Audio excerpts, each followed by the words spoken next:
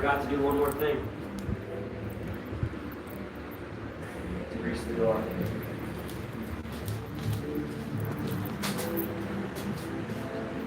Kelly, explain to us the whole story. You screwed up big time.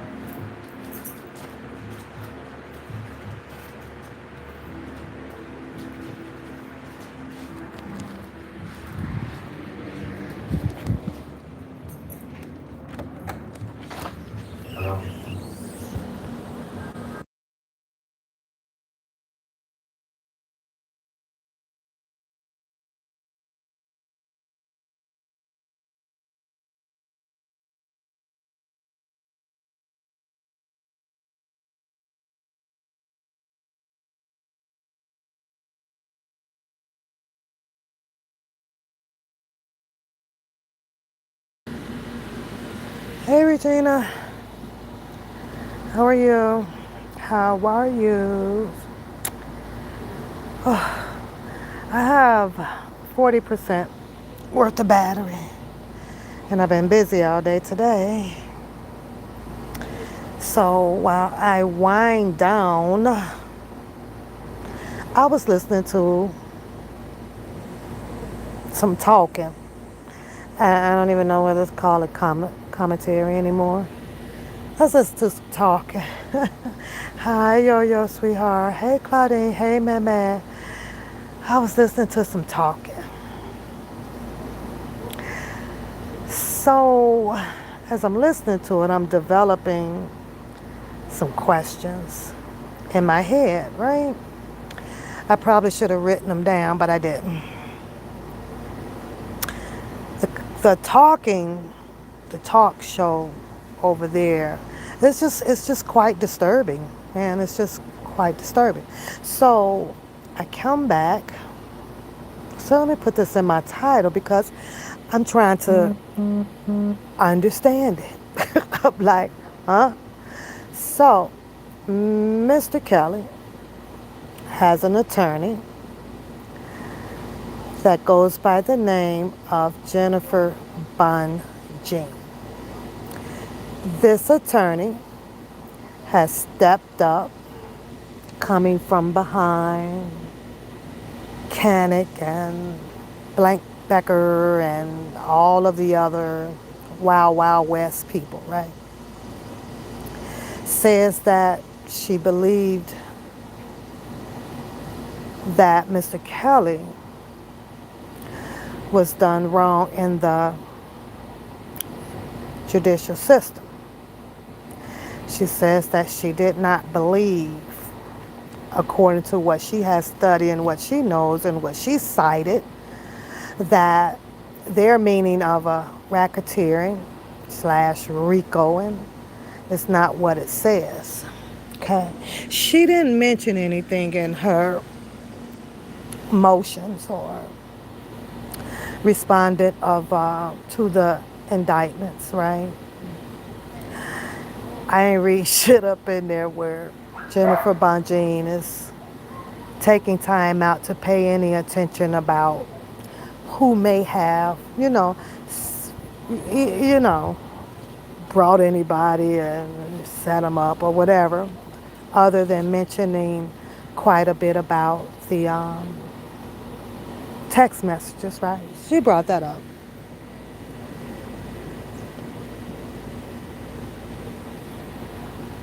Hi, servant. She brought that up. So I'm listening to this talk show over there just momentarily because I am really about to lay it down for a minute. And the talk show host says that Mr. Kelly appeal may have some distractions to it or disruption to it. Now, probably should go look that word up, y'all.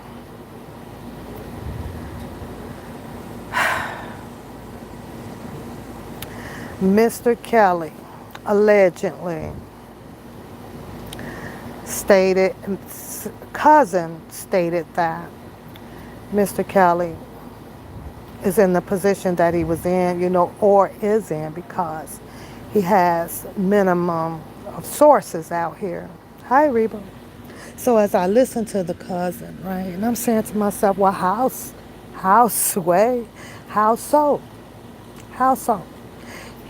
He should have impeccable, sourceful material out here. That would be the cousin, right? That would be the cousin. Hi, Trigger Love. Hugs to you. Hi, Sir McWell. Hello, hugs to you too. Now, dealing with the Mr. Kelly, the trial is over, and now Jennifer Bonjeans, is preparing for her arguments, testimonies, whatever you want to call them, to be heard in front of appellate judges. Could be two, could be three, who knows? Who knows? Right? But yet then you'll have the cousin who continuously argues about some phallus materials or people that just shouldn't even be the focal point of an argument right now. It really shouldn't. But back to the whole source and sourceful dealing with Mr. Kelly. I know that I don't believe none of what that man says, but that's just my opinion and my option. I choose to do so because I choose to put all my trust in saying fall back, and he's got one of the best as what he can have right now, to help him through his appeal, whether if it's to have a retrial, or, disbar. Let's throw all this shit out. But most likely, Jennifer Bonjean, in my opinion, is looking solely on a retrial because she believes that she can run that trial the appropriate standardized way according to what the Constitution says. I think that she believes that she can come with the questions that needs to become. One, starting all over and allowing Mr. Kelly to be a part of his juror selection. That's the first step.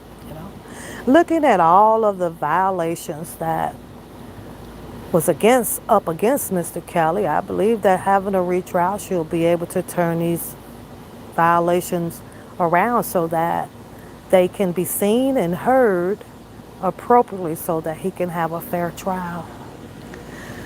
But when I hear this cousin speak about sources for Mr. Kelly, and it's Mr. Kelly that allegedly is contacting him. He's the man right now. I don't understand why everything that he said needed to be in an outburst discussion. Go and tell Bonjean that he got this.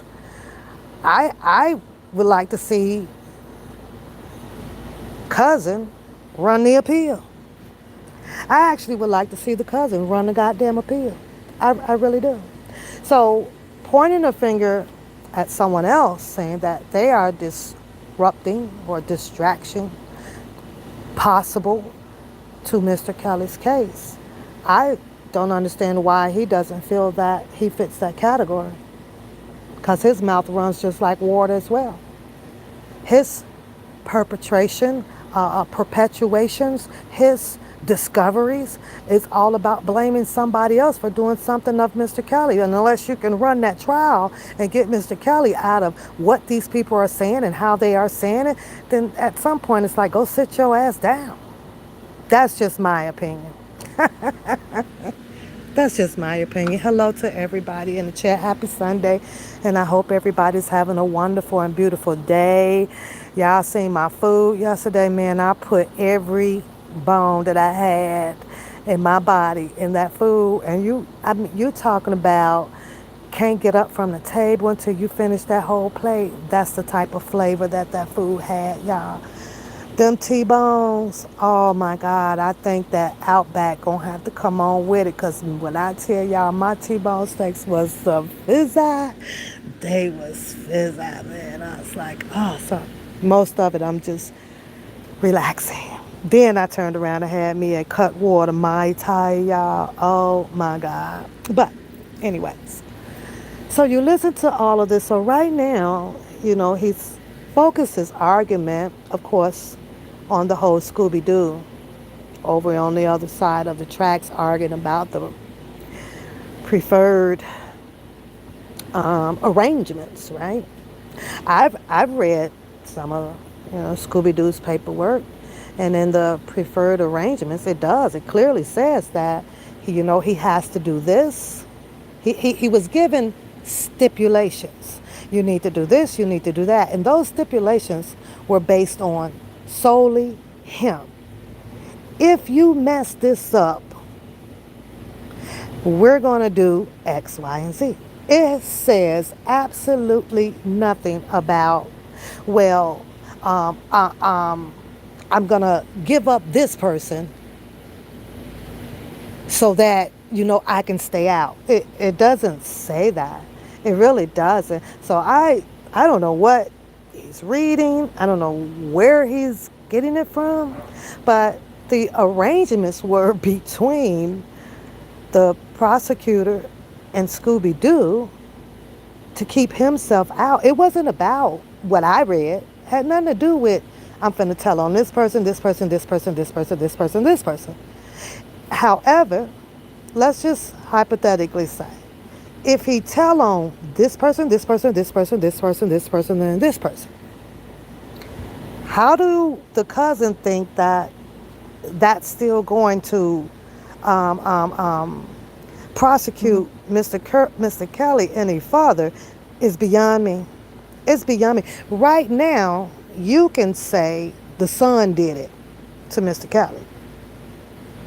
And there is not going to be any more discovery or anything to put on Mr. Kelly. It's over. You want a plate, Sir McGuire? I have to get you a plate then. Because what, baby, Sir McGuire, this was the type of food that if it wasn't a holiday yesterday, you'd have had to call in, baby. You'd be like, I can't even make it. I can't even make it. I got the itis for about 3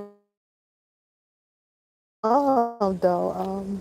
McGuire, for probably about an hour and a half. Got this little thing that you hang them on, and you just let them smoke. And I mean, they was juicy to all the way through juicy. So it's weird. It's not complicated. It's just weird that allegedly, that Mr. Kelly, which he probably don't know. I don't know. I wouldn't suspect that he does know, because if he does, and Mr. Kelly is in cahoots, with a cousin like this. Yeah, I mean, I think it's honestly, I would say that Mr. Kelly got issues too. But I'm going to pray on it that it's not that way. Because there's no way that he should have a cousin out in this community like this, even perpetuating these type of things. You know why? Because something like this, and as sensitive as Mr. Kelly's case can be, it can flip squad on him. It can flip squad on him according to what the cousin is saying. For instance, when he goes to tell the public that Scooby-Doo is doing X, Y, and Z, and this can disrupt the case and blah, blah, blah, I don't see the cousin where you just allow Scooby-Doo to do whatever it is that he's saying he's doing, and you just go in silence with it. And in other words, why aren't you working behind the scenes with Jennifer Bonjean. Because Jennifer Bonjean don't come out here to retaliate or mitigate or litigate or based on what nobody is doing to Mr. Kelly. Allegedly, when I say nobody is doing. So there, it's like all of the conspicuous BS that I see and that I hear is hogwash. It's completely freaking hogwash. Yeah. Maybe, maybe, and hypothetically, if the cousin had felt the need to intervene himself into this whole indictment and prosecution of Mr. Kelly, uh, maybe had he had the right paperwork, I guess, or the right attorneys and everything, where um, his story, his testimony can be admissible when the trial was going on. And then that way, they bring Scooby Doo in, and then he goes on the stand, the cousin. And then Judge Donnelly says, well, is that man in court? And then Cousin Levi would say, yes, Your Honor, he's sitting right there. But that didn't happen. That didn't happen. So that one there, I'm going to have to call a dollar late and a dollar short. That's just my opinion. That's just my opinion. Hi, K, baby. So, hi, Harlem, sweetheart. Hey, boo. So, as I hear him, and I mean, he's like going really on and on and on and on. And then it's so funny because he deals with a lot of conjunction. I don't know if you guys remember that song off of Sesame Street, Conjunction Junction. What's your function? Moving down the pretty. I don't know the rest of the words, but I don't know. Now, to me, that there idolize a person who is making that one point, right? But have 3 or 4 different avenues, 3 or 4 different stories that's not even related that much to the point that you're trying to make. Kind of like how Bookham does. He goes all off into some goddamn 1920. Let me recant that. Mm-hmm. He likes to do a lot of citing. Not citing statues legally, citing homemade stories. If it ain't about a drunk, then it is about this, then it's about a prostitute, then it's about somebody else, then about this. I object.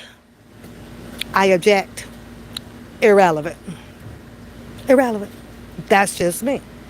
But I just be listening now. I had a little bit of time to go and watch Scooby-Doo's Live, where he has his intervention with the prosecutor, Ryan, who, whoever that man is, right? Now, keep in mind that Bookham also has a conversation with the Ryan, supposedly the same detective, I guess, right? Now, I'm sitting here and I ask myself, what would be the odds of Cousin Levi just while you ain't on the phone and everything with Bookham to be in cahoots with him with the Ryan guy? It's like it's weird. Like you ain't even got to do all this. So is he trying to say that the same interrogating Ryan who interrogated Scooby-Doo,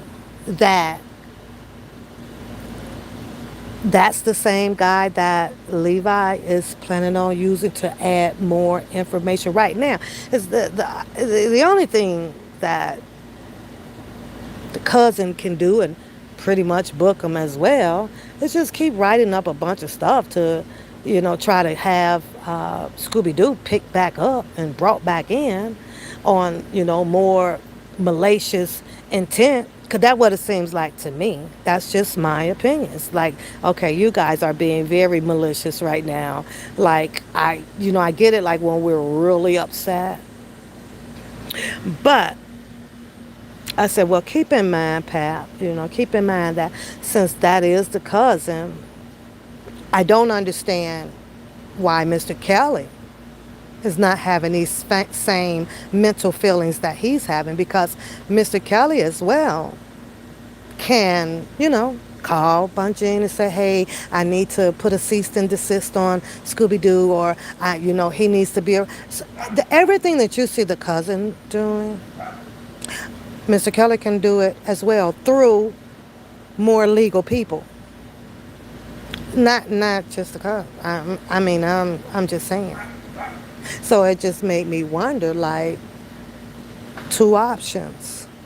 Either Mr. Kelly don't give a flock of a doo-doo about what is being said on these YouTube streets, and he need to shut up over there. Or my second option that I thought about was, you ain't even really talking to that guy. You just out here just really just keeping up cahoots. And it is very, very sad. But I had to throw my title, disruption, distraction. Like your cousin, mainly your topics that you conjure up to spew out here, disruption and distraction. And if you go and you listen to that whole commentary, right, I'm almost done with it, but I had stopped it. But that is clearly disruption and distraction. Right now, the more people that tunes in to hear the fallacy of your thoughts is clearly an attempt of taking them away from the main focal point of the charges of Mr. Kelly that Jennifer Bungie has to fight. And it is ridiculous. It is ridiculous. I'm like, what in the hell is he trying to do? What are you trying to do? Another thing with Scooby-Doo. Scooby-Doo just had a whole, little trial or court hearings and all that stuff in front of a judge. All this stuff, all the people. You could have been sitting your butt right up in there saying, I object, you need to keep him. He's a menace to society. He's well, I guess you tried to align him as a predator as well. You could have done that. You could have done all of that. So now it's like, come back to the microphone, come back to the video camera, and action. Like, what? Everything that is said on the YouTube is too many words to be put in the paperwork, number one. The same way that Donnelly what was the judge in Chicago, Luna Weber, only allow so many words. You got 1,500. Well, we only gonna give you 500 or what. That same shit will apply to you. You're gonna be missing half of your story. Cause Cousin Levi got about 8,000 words. I don't know how the hell he gonna get that in the court. I don't know how he gonna get that heard in the courtroom. Maybe he gonna have to make a 10-hour live or something like that. I don't know. I mean, I do know, because I believe I heard Scooby-Doo say that he had spent $1,500 or something in court to, help move Dubowski's arrest along, right? So I think I heard Dubowski say that. And it's like, well, it's how you lost your $1,500. I don't understand why I'm not seeing a court appearance with Dubowski on one side and Cousin Levi on the other side. I'm not understanding that. I mean, I kind of understand it because, frankly, to be in court, to be arguing against one another, you'll have to have a whole lot of circumstantial facts on what harm was done to you.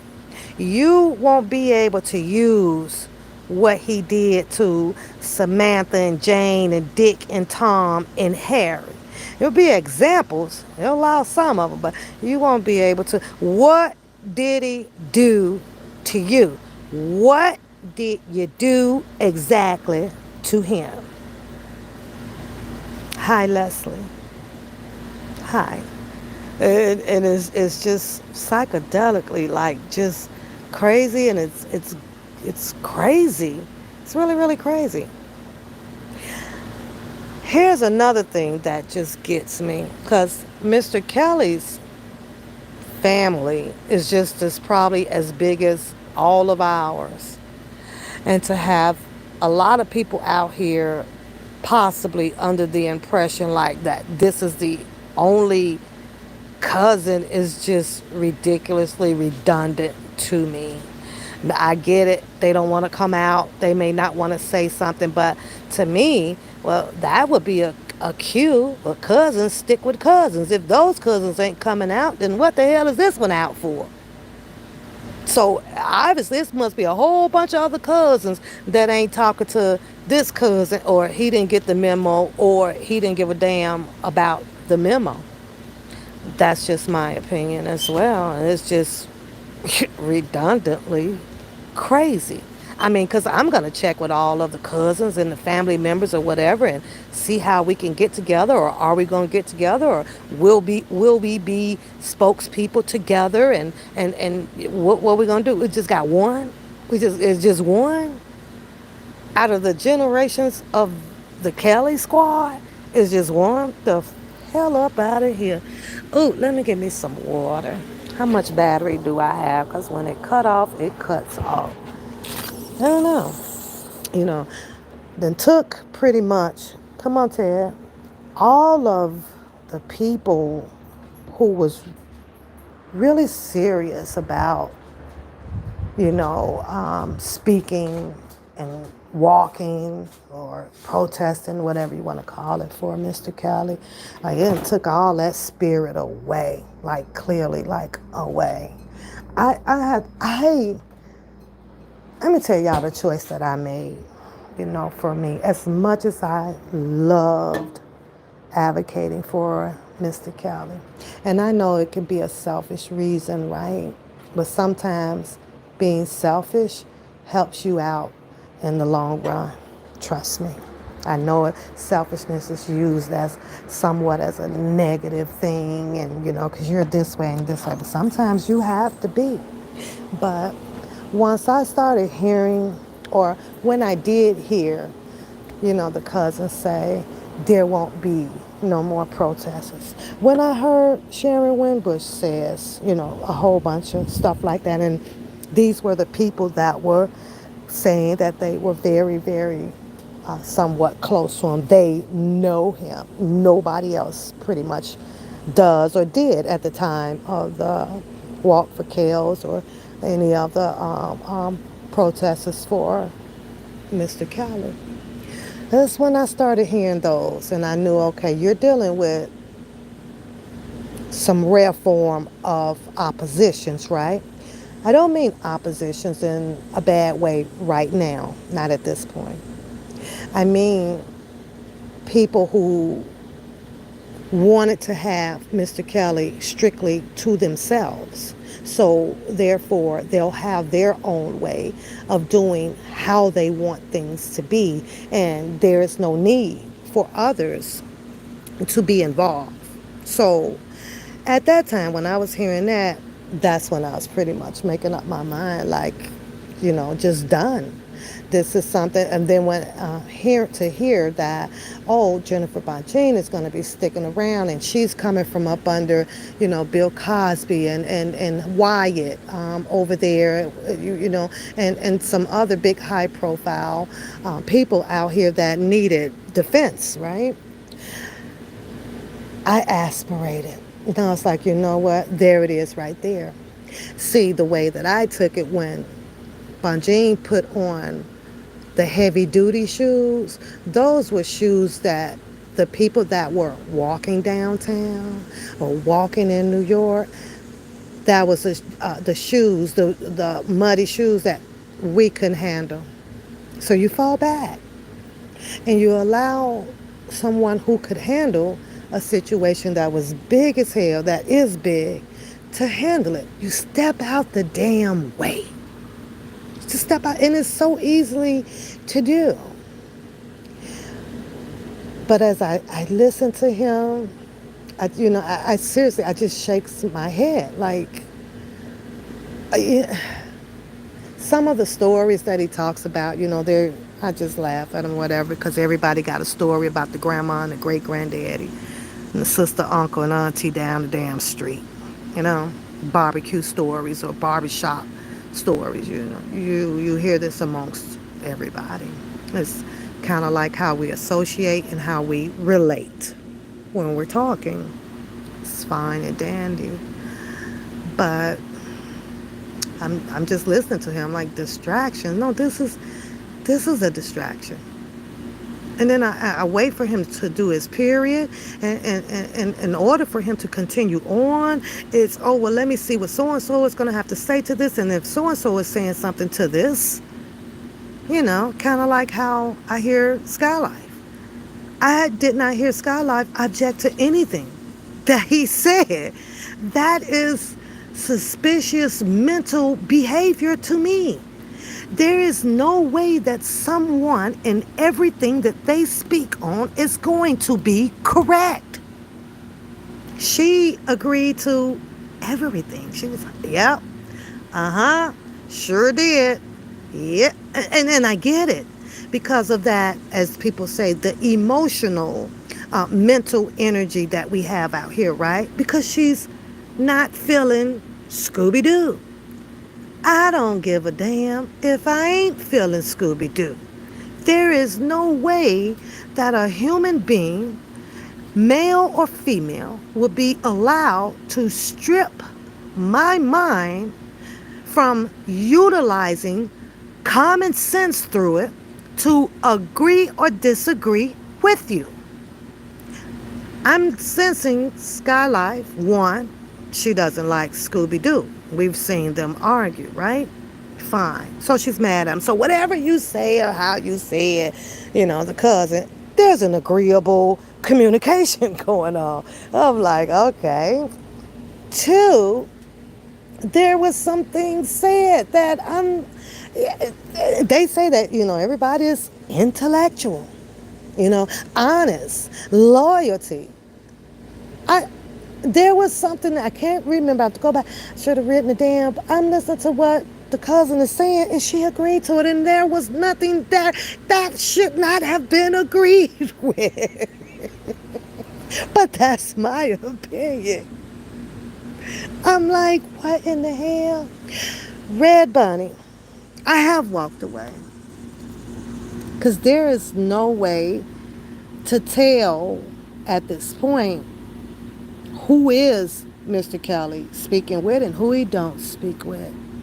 There's no way to tell. And then the only way to get that sound fact out, that's by his attorney or Mr. Kelly himself.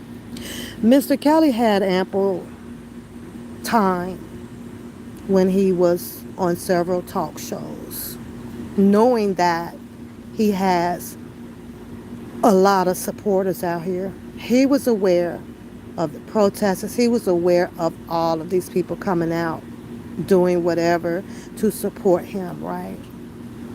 I was devastated then, Red Bunny. And I get it that the text messages meant a lot to him. It meant a lot.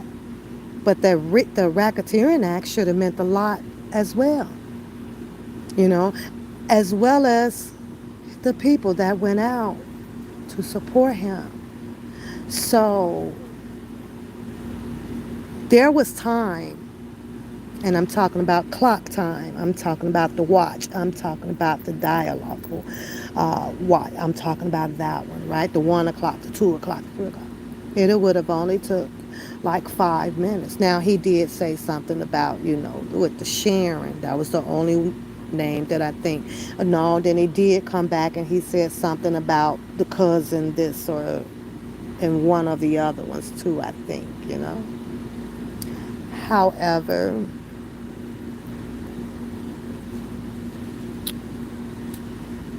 I guess he needed somebody on the outside to speak and to do things, but the person that you put on the outside to speak and to do things for you should also not be the person that's in a position that is made themselves a position to do any type of attacks at all. You leave that to the freaking courts and the police, or this the person. This shit is just weird as fuck now. I ain't even meant to curse, so I take that F word back. It is so freaking goddamn weird. So I have felt falling back, Red Bunny. Like I said, I wish Mr. Kelly nothing but the best and the best outcome of this situation with Jennifer Bonjean having his back, dealing with the courts for him. I do, and I pray on it. It's real. But as far as a headache and stuff going about, nah, I'm done. I'm so done. Like, you have to make a choice in your life. Is it worth debating or attaining a headache over this? No, it really wasn't. At first, I was really to have those headaches, Red Bunny. Oh, I was ready. But then after you just see all the entanglements about it, it's like, you know what? How could everybody be on a different path for the same support? That's the weirdest crap ever. So if you look at it, the sub chapters up under that, it was easy for me to extinguish. Oh, leadership. Oh, the best out. Want to be the best out of everything. Oh, you want to be the best spoke. Okay, you know what? Go have at it. Go have at it.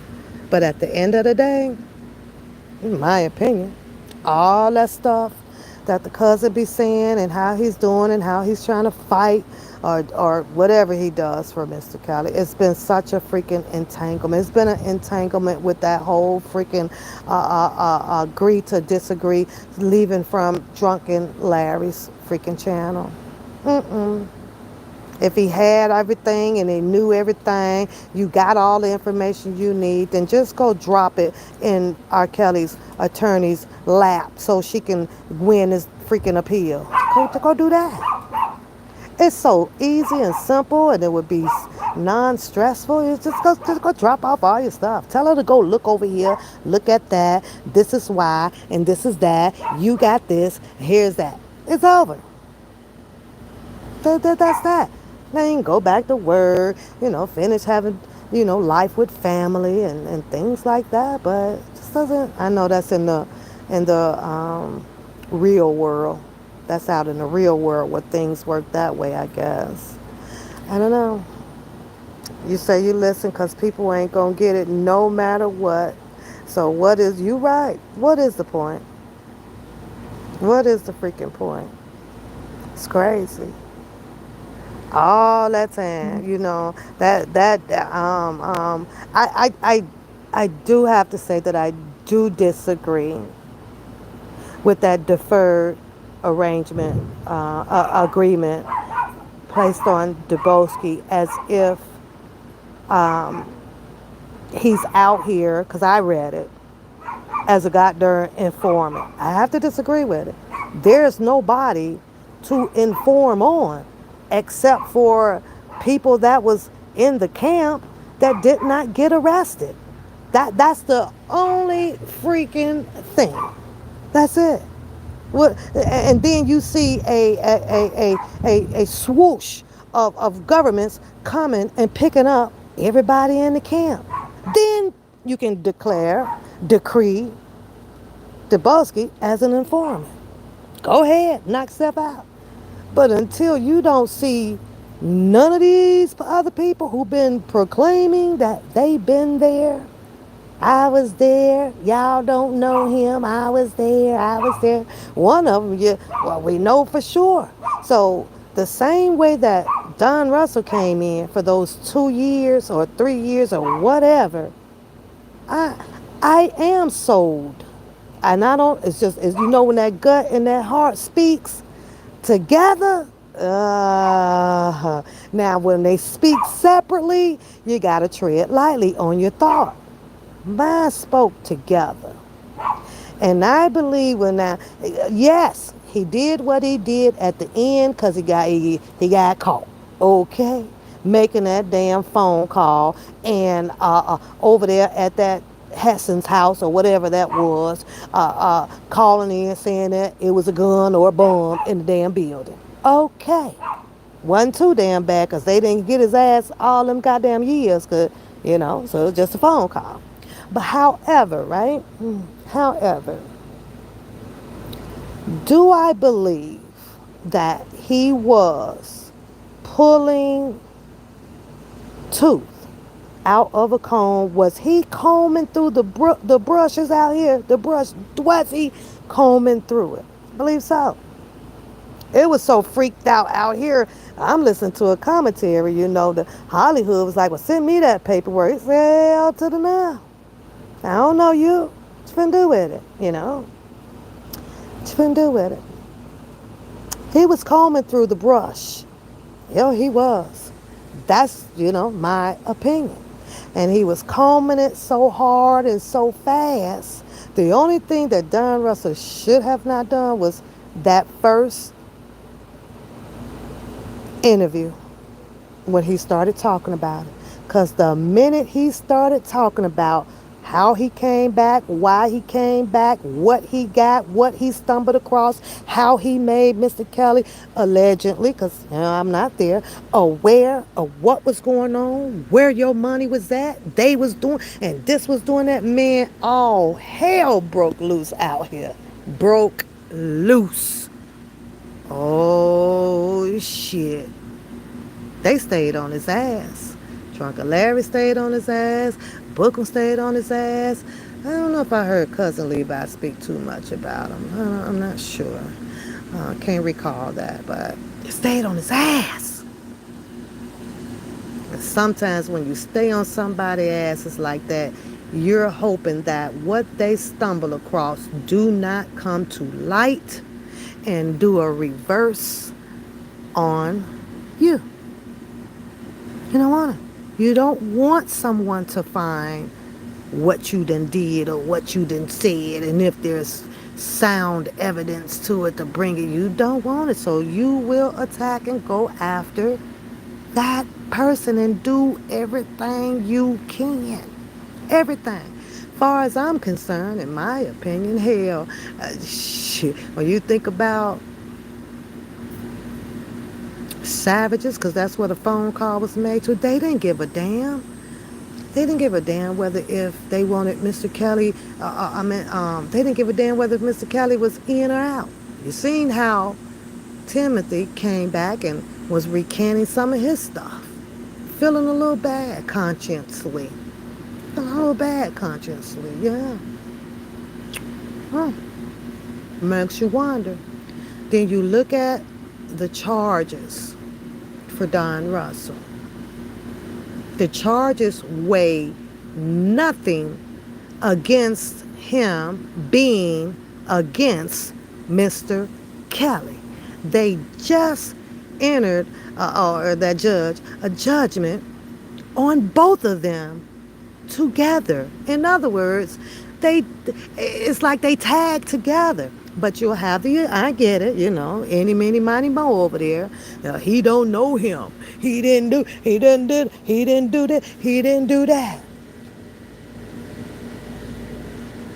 I don't even know how somebody can put that out as the truth when you don't know the truth of whether if Mr. Kelly, in fact, or not, in fact, did have or did not that meeting with a Don Russell, But I get it. You have to sway those words up to keep them separated. I got all of that. I understood all of that, but the fact still remains. We don't know.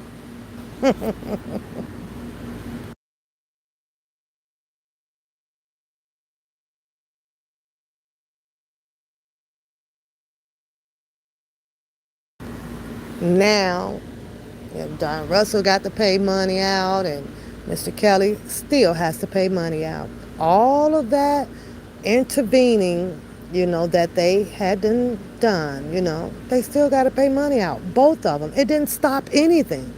Didn't stop anything with all that fast forward that they done did to lock Mr. Kelly up. Do you think for any second that they were going to separate a Don Russell from a Mr. Kelly?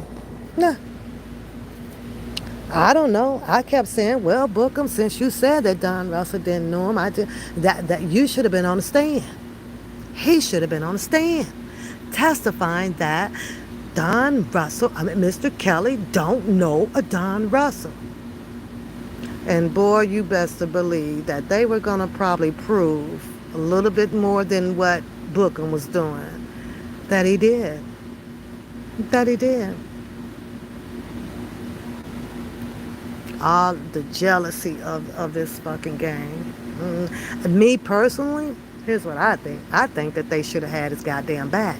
Since they want to have people back out here. That's just me. From what I had read. From what I'm looking at. Y'all might want to keep Don out here for a minute. For a minute. Till Mr. Kelly get out. And let him handle and deal with it. He didn't give things away to absolute strangers. He gave shit to Mr. Kelly brothers. Those are his brothers. You know, it wasn't like Johnny Pope off the street. It's his brothers. His brothers admitted that they have stuff. Now, who steals from somebody or have stuff and give it to a brother or a sister? It didn't make no sense to me. You give it to somebody who you just don't fucking know. But they put that whole story out. You know, Bookham them did that. You know, he only did that, I guess, to show maybe he was good people or whatever, to bring Bruce in or Carrie in for a minute and all of that shit. Because they didn't have nowhere to go and they was this or that. I don't even think Bookham even went to find out whether if that was true or not, but allegedly he kept them from being homeless. Who in the fuck would go and keep somebody that you are totally against and trying to help set up, nitpick somebody out the damn family to bring them in so they wouldn't be homeless? The kinfolk. They brought the kinfolks in against a person that they couldn't stand and was finna rob and kept them from being homeless. That's one hell of a book to write there. That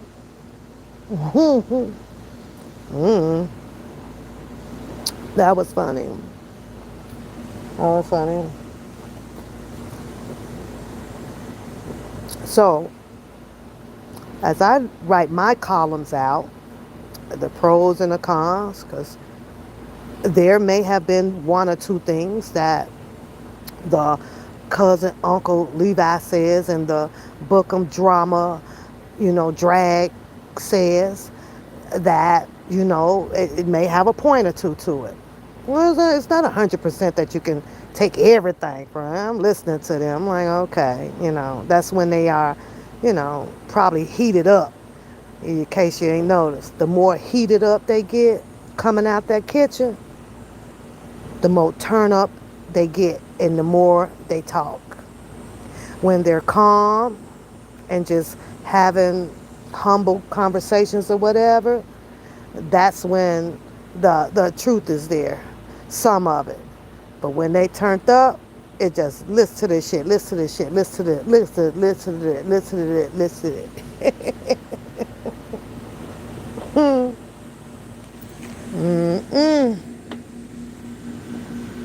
You got two loudly speaking guys on allegedly behalf of Mr. Kelly.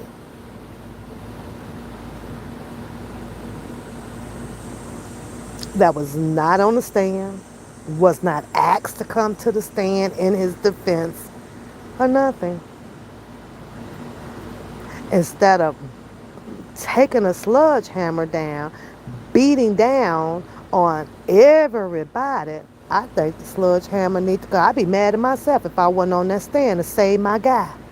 I'm going to be beating myself up. I'm going to be calling and steady asking, well, why not? because what you people are speaking is just not the truth.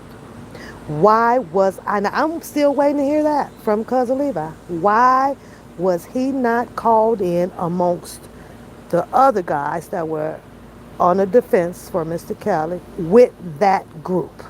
Why not? Why not? Maybe it was because of the reason that Sharon Winbush had said, because she had feared for her life. From who? Like, from who? I was trying to figure that shit out forever. How these people just come out of nowhere saying that they fear for their life? Well, Mr. Kelly was the one that was rich. He the one should have all fearfulness of his life. People want his money. But these people, I guess, allegedly was or are or is freaking important too. Somebody just wants to get them too. So they just stay high.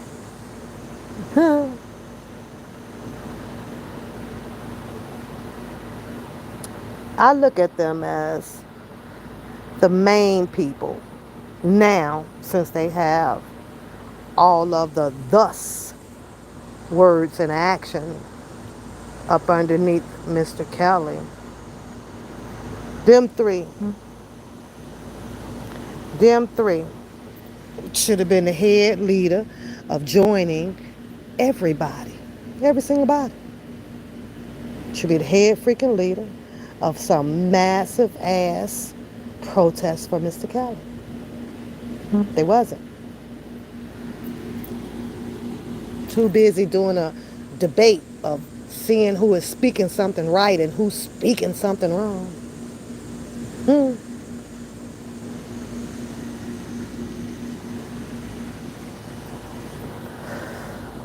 Yeah. All of those people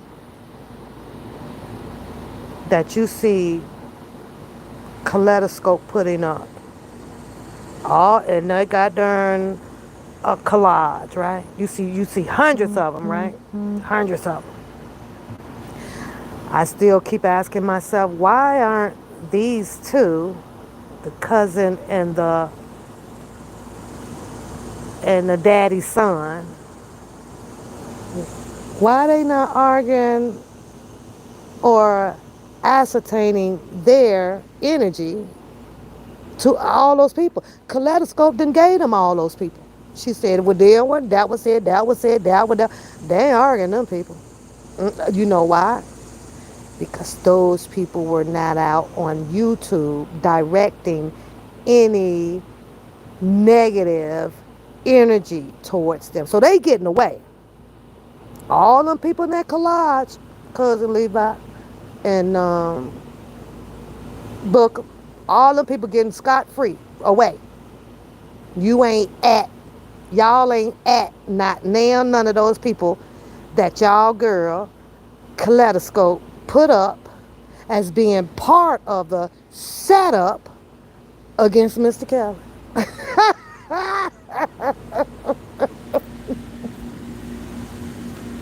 Now how the hell is 99 of them getting away and y'all only want one?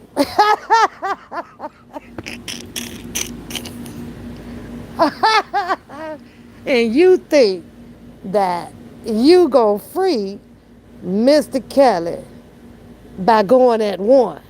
What about the other 99? Kaleidoscope that sat over there and allegedly done proved who all are in cahoots. I'm just trying to understand this shit. You can't take down one and leave the other 99. That Kaleidoscope then gave y'all the blueprint of who all is behind this whole setup of Mr. Kelly. What are y'all going to do about the 99? That's all I want to know. Because you can take the one down. Now which way y'all going? Which way are y'all going? Because she got somebody up new almost every day. Y'all got the same person up every day.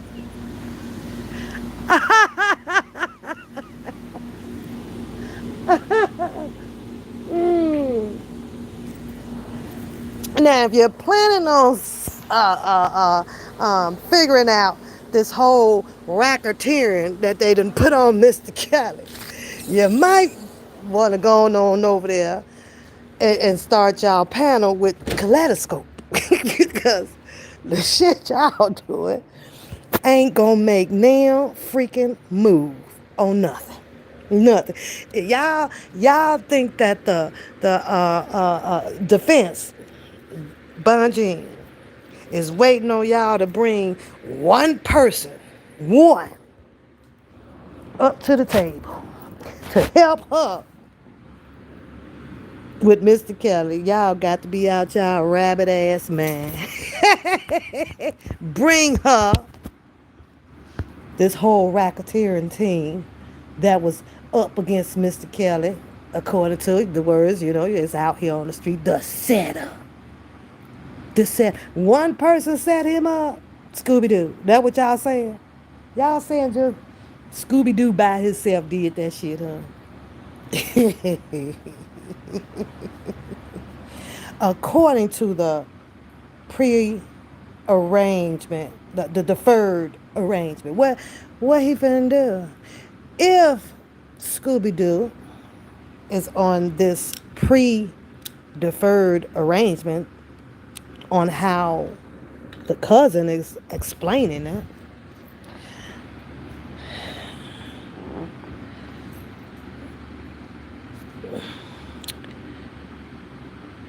in my opinion,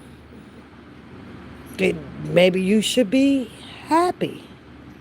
Maybe you should be probably on Team Scooby-Doo. And you and Kaleidoscope and the Bookham, get all the names and say, hey, make sure you slide all these names, because these was all the people that was, allegedly, helping with the setup against Mr. Kelly.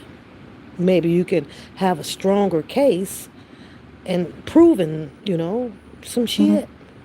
Your prerequisition. I don't know. Just maybe. I'm just saying. Maybe. Just maybe. Y'all don't take down this one damn man.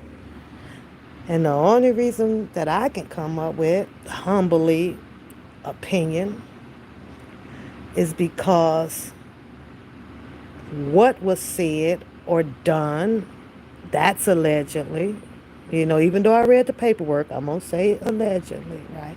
And nobody, knows exactly who individual A is.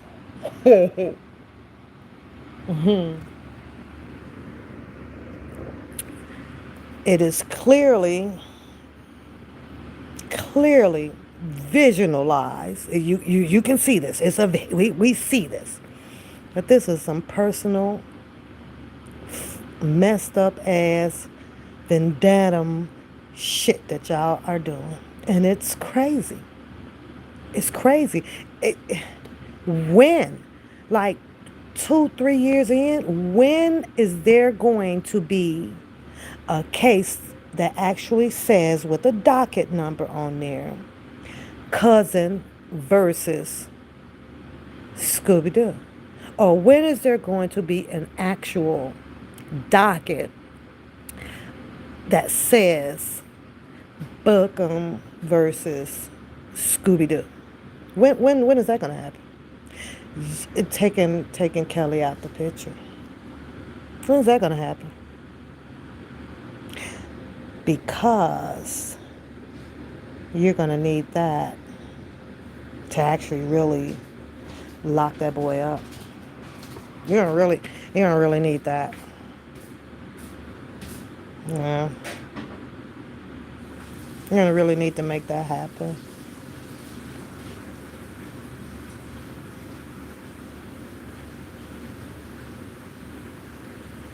It's gonna be funny too, because it's gonna be about he did this to me and he did that to me. It's gonna be funny.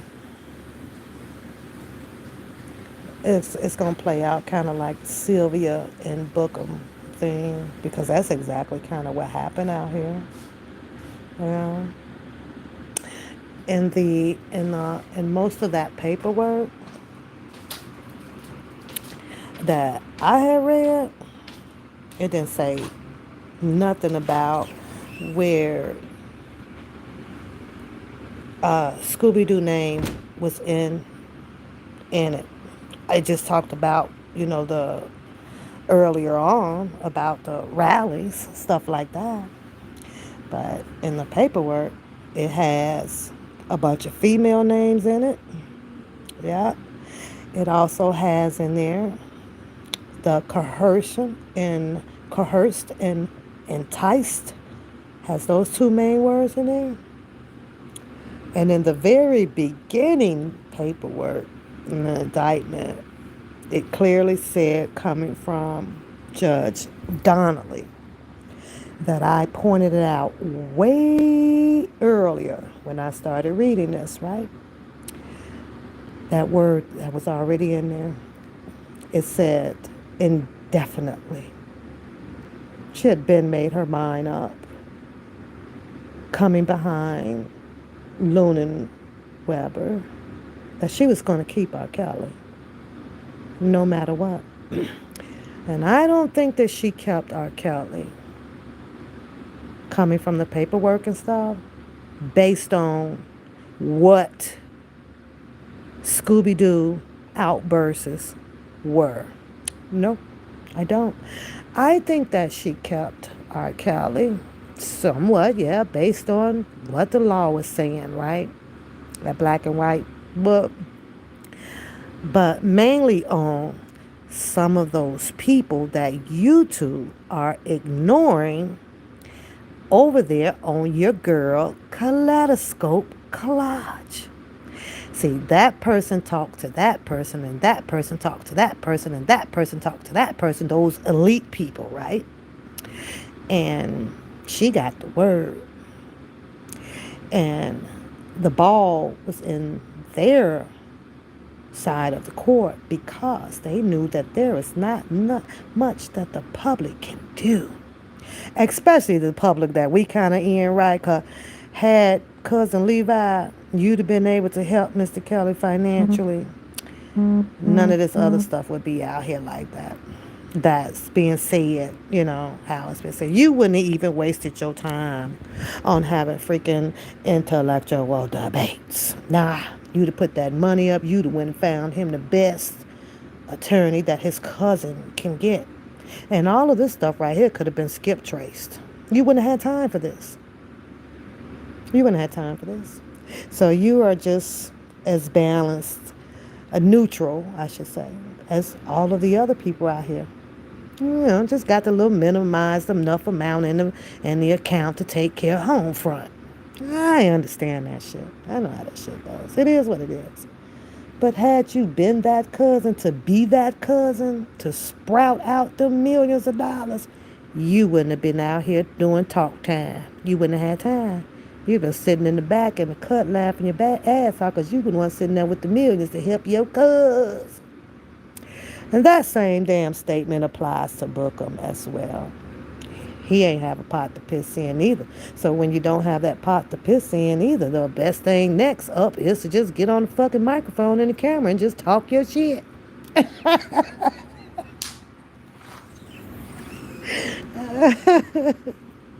that, and that's a fact. That's a fact.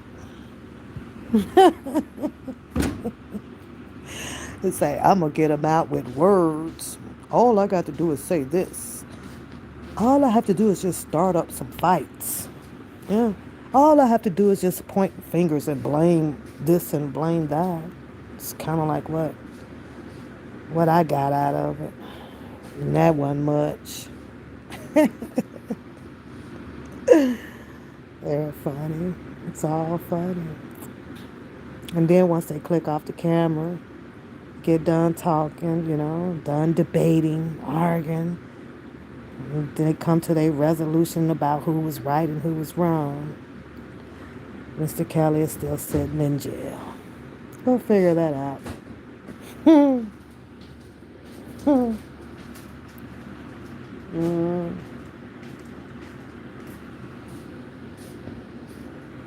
Yep, sitting there. So nobody's winning.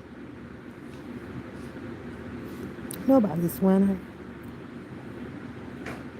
But I was just listening to it, and I can tell that really gets a kick out of, calling them.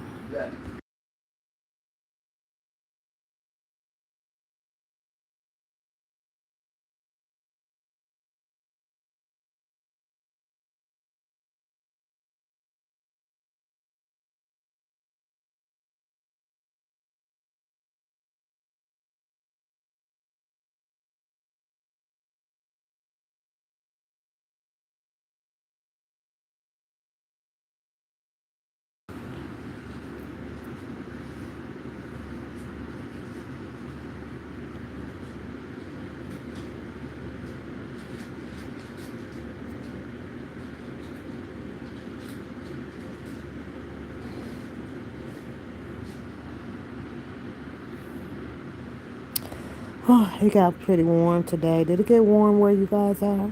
Because it got pretty warm today. It really did.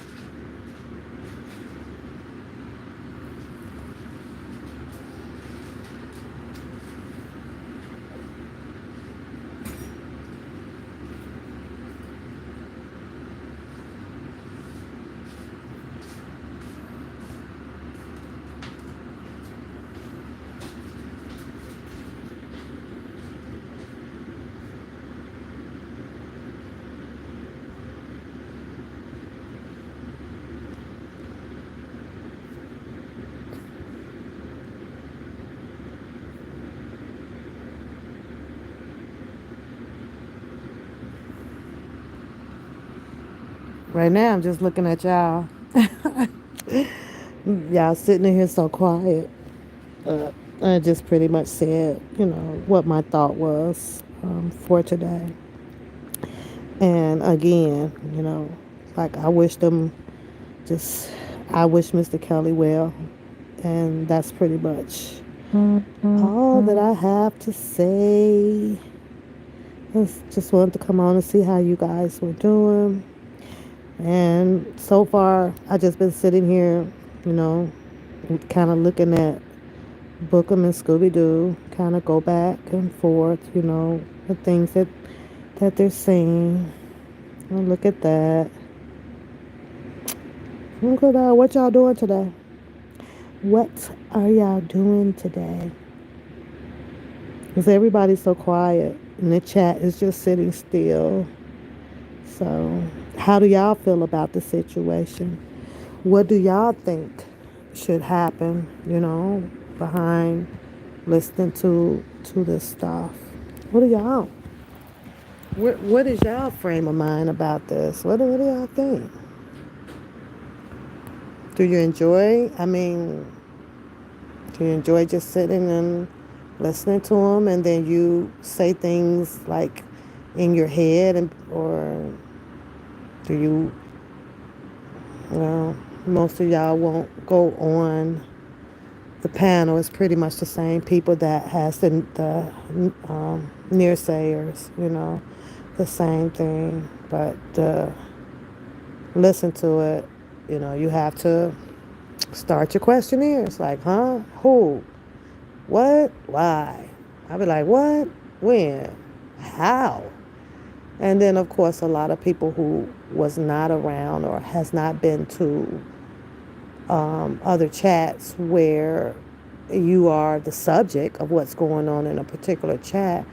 They don't. They just sit there too. Like some of them are lost, or some of them have tapped in, and of course, because we don't like the way somebody speak, or how that person energy is, or it make the threats, a lot of threats, YouTube threats. That's what I call them, YouTube threats.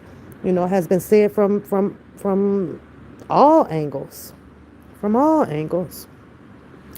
You say you are not on the clock until 11. Are you go in at tonight? You go tonight. We have another holiday coming up before Thanksgiving. That's Columbus. It's Columbus. Seems like it's been a lot of holidays since they added Juneteenth. It's like every time I turn around, it's a holiday. It's a holiday. It's a holiday. So, um, I'm enjoying this because mine is basically 3.5, 3.25 days off. No, a half. So I got off work on Friday. What time did I get off? At 4:30? And I mean, y'all, when I say I walked out of there so dang on fast, it did nothing exist on Friday. And here we are now. It's like Sunday night is coming. They're going by so fast. We're almost done with 2023. That went by super fast.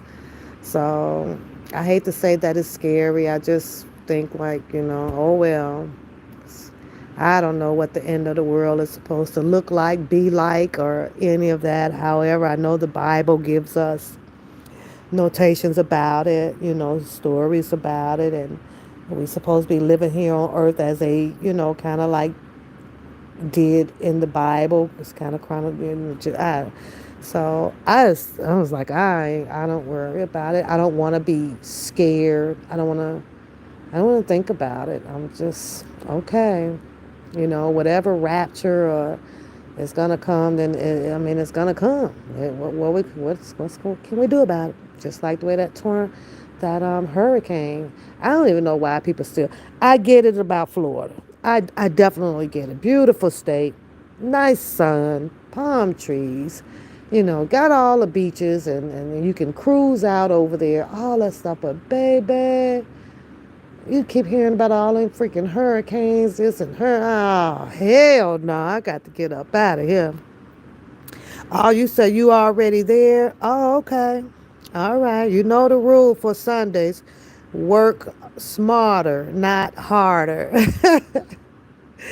Work smarter, not harder, girl. Well, somebody can recommend me a good movie for tonight. Cause I'm about to cuddle and snuggle up right here on the couch. I don't want no more food. I'm having no. I'm gonna cut my watermelon up, and I'm gonna have me some cold watermelon and just chill right here. I'm glad that I clicked on today. Don't forget to like and to share the channel. I'll probably see you guys tomorrow because you know me, I love to laugh. I don't like to talk about this whole Down syndrome ass stuff that's just got too much sad feeling to it. It's like, it's just all sad.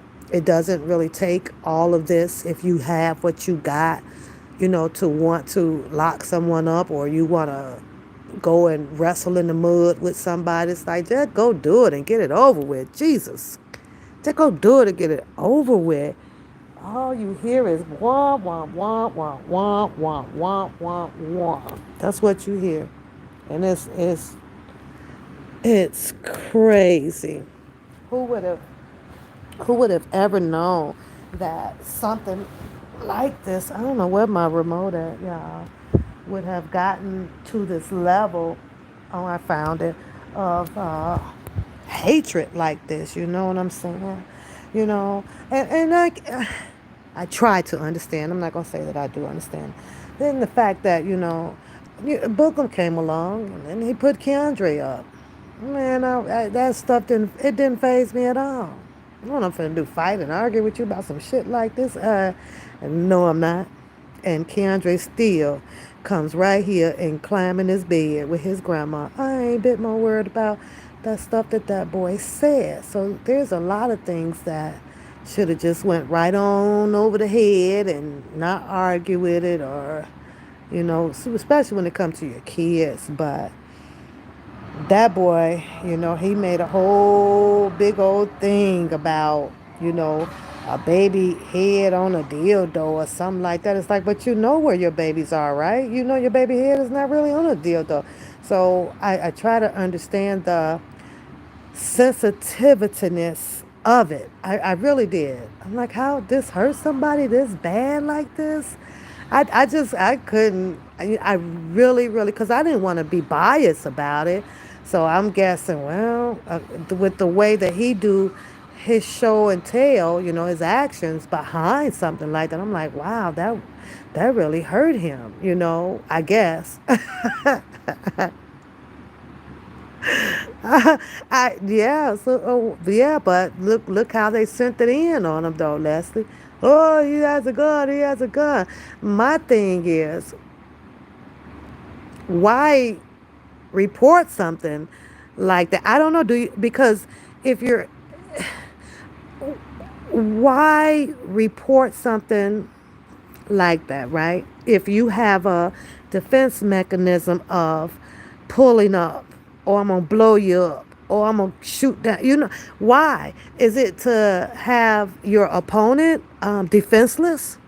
I'm gonna make sure they get all his stuff, his, the guns or the slingshot or whatever, the bats out the house, and then I can pull up with mines. Like, that's a weak tactic.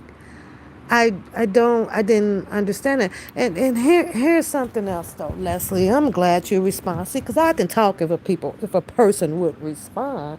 Other than that, then I'll go be quiet, because it's like, God, you need something to talk to for sometimes, not all the time, but sometimes. Let me mention this one, Leslie, please, if you will. When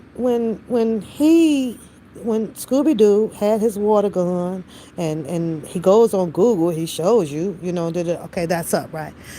I'm looking at a video. I'm looking at it, of of Bookham guns. What about that? What makes you think, and hear me out, if you're, hi T Lynn, hugs boob, hug, hi girly. What makes you think, if and you're trying to get me in court, that I'm not going to have my defense evidence or whatever of you holding AK-47s or whatever, them drums? And what makes you think not? And then it does become a suspect if the government is bypassing what I just showed you about him, and the complaints are the same, right? We both have the same complaint. It does make you wonder, especially when they say, well, oh, this not about him or what. So are you saying, oh, he can have all these guns? So what is it that is making him liable to have those guns? Does he work for y'all? Have you checked his permits? I'd like to see them. And I want to know all of that. That's just me. So what I'm trying to say, Leslie, is if you are of the same similar caliber of what you are trying to throw out in the streets for everybody to see something wrong with this side, you got to bring your side, because when you're putting people in a position to do judging, that we got to see the whole thing, and his things should be laid on the table too. Other than that, you're asking for an unbiased judgment on one particular person. I could not personally enter a unfair judge on that because of what I seen. And if Scooby Doo is bringing to the table that, oh, well, this is water guns, I'm not finna intentionally harm. You can't harm anybody with this, and Bookham is up there trying to explain what his guns are, and his guns comes back as, they're not water guns. This is a real AK-47. And now I want to know, well, what were yours intended from? Where you got them from? They better be freaking registered, all of that. Because now I would have to take that Bookham weapons, if this is the evidence, is more dangerous to have amongst the negative energy that he has displayed out here on YouTube as being the most dangerous person. That's just my opinion. Now, however, if Scooby Doo could not or did not prove that that gun was just a water gun, and it was just this way. I wasn't finna do nothing. It was just this way. Okay, you know what? I'm going to have to slap you on the wrist too, because it's possible that when he put his gun up, it scared Bookham, and Bookham had to put his guns up, and this is where this fight kind of went on about the guns. Scooby Doo, you're gonna have to, just so it could be fair, I'm gonna have to get him about 3 days, in house. Go sit down, and Bookham is gonna get about 100, because he got the most dangerous weapons. And from me looking at his attitude and the way he does, and also I'm going to compare the threats, I'm going to do all of that. And it's usually the person that has the most harshful tone of words, and the most weaponized, the most weaponized in their possession. And that's just how I have to go with that. But at the same time, if I know that I'm sitting here with a magnitude of weapons of destruct like that, right? I ain't finna be calling out nobody else, because that could bring the attention to me. And now I got people want to come to search my house, look in my attic, go up underneath my porch. I ain't who. No, we just gonna fight it out. We just gonna fight it out, and those people ain't got to know about what you got and what I got. We just wait to the end of the draw. That's just how I look at it. But with him, it's a little bit different. Bookham, in my opinion, feels that if he goes and scream it first, he's the winner. Same thing that I go through at work, Leslie. I have 2-3 people. I'm taking these, the first one that brought me the statement in, her witness statement, feels that she should win. Hold up. I got to go check these other ones right quick, and let me sit down and let me weigh this out here. And then it'll all come out where the first one that ran to the table first, he did, she did, she got this, she hit me, it's usually the person that's going to lose. 9 times out of 10, it is the person that will lose. It'll come up being saying that's the person that's always reporting something, because her feelings is hurt, or they couldn't sit at the table with this group, or you name it. It's always that person. It is. And I'm like, oh, give me a break. You say clipping that cartridge was scary. I mean, absolutely. Absolutely. But I'm just saying, I seen the picture. I seen him on video. When he's sitting at a table, the boy and so I guess his defense, had they picked him up and did, what was he going to say? Oh, his was water guns too. You know what I'm saying? So, it's like, oh, God. Like, mine was water guns too. Blah, blah, blah. But, baby, I ain't sick, girl. Ooh, Leslie, this here stuff here. Now, I feel and understand what the bushes is like. Y'all, if people been up in them bushes, listen, let me go sit in the bushes with y'all. Cause this here right here, this ain't where it's at, but this is what it is. It's because of the way everybody unified out here from the start, and now it's like, where do you go? I like social, talking. I like social media, and this is the circle that I had started engaging in. Ain't nowhere in the hell I'm about to go over there, even though I got to tell y'all this. Let me tell y'all this story, right? Because females got some story. We got a little, drama story sometimes to tell. So I got to tell y'all this because it's fun. And I always got to bring me something funny together, because it's imperative that I keep my happiness, I keep my sanity, and I keep my heart happy, okay? But y'all tell me, why did I peep in on King Pain? I thought King Pain, I got to switch the subjects for a second. Was the last time I was over there, Kingpin was buddies with Jaguar Wright. She was calling him from jail and they laughing, they kick everybody friend. They were here with a friend. Period. Girl, tell me why they is going at it now. Kingpin and Jaguar Wright. Her Kingpin is letting people up. Some woman named Dazzle up on the panel, girl. They just hitting Jaguar right with all kind of jags, girl. I be my baby. You know it. Hey Reba, I be over here busting up because I got to go. I'm trying to go back, which is it's gotta be a while back, probably because the last time I visited his live, I want to say about 4 months ago. Well, no, I got to find the video where Jaguar Wright had got locked up and she called the show. And then I got to probably go a few videos ahead to see what the hell happened. What in the hell happened? Does anybody know what happened? I'm like, I thought that was friend. Hey, friend, he was, taking all the collect phone calls and stuff like that. And baby, so like I said, when I need some laughter, that's pretty much where I would go. That's pretty much where I would go. Yeah.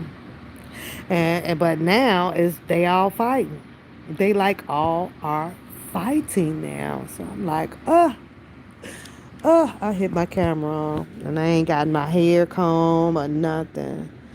I don't know where's Virginia. Virginia, what's her name? I do not know. The last thing on that, Leslie, it was supposedly that Tasha K was supposed to reach out or something and have her on her show, bring her on the show. But girl, they be over there talking about Goomba and all. I'm like, holy cow. You say with somebody else? I ain't seen them. I, I ain't seen that darn girl. You don't hear her talking about nothing else about no darn Aaliyah and R.kelly, girl. She came out, and when her and Jaguar Wright broke it off, and they story come out and how she felt about Jaguar, and she stopped, bailing Jaguar out and living with her and stuff. That she just that was it. That was it. What is her IG page? I wonder if she still be on IG. I don't know. I don't know. But I know if she was on there and it was juicy, I'd have been and got a message from that on my Instagram. I'd have been lasagna. Reba crazy. Yes. Yes, Galatians. Yes, this shit is crazy. But that's one hot story, boy. It's amazing how, we can have things to go epic, like that shit went, viral. That goddamn lasagna and that R. Kelly Aaliyah shit went viral, and the comments was off the chain crazy, y'all. They was crazy. They was really attacking. That girl got attacked hard. Like, where you come from?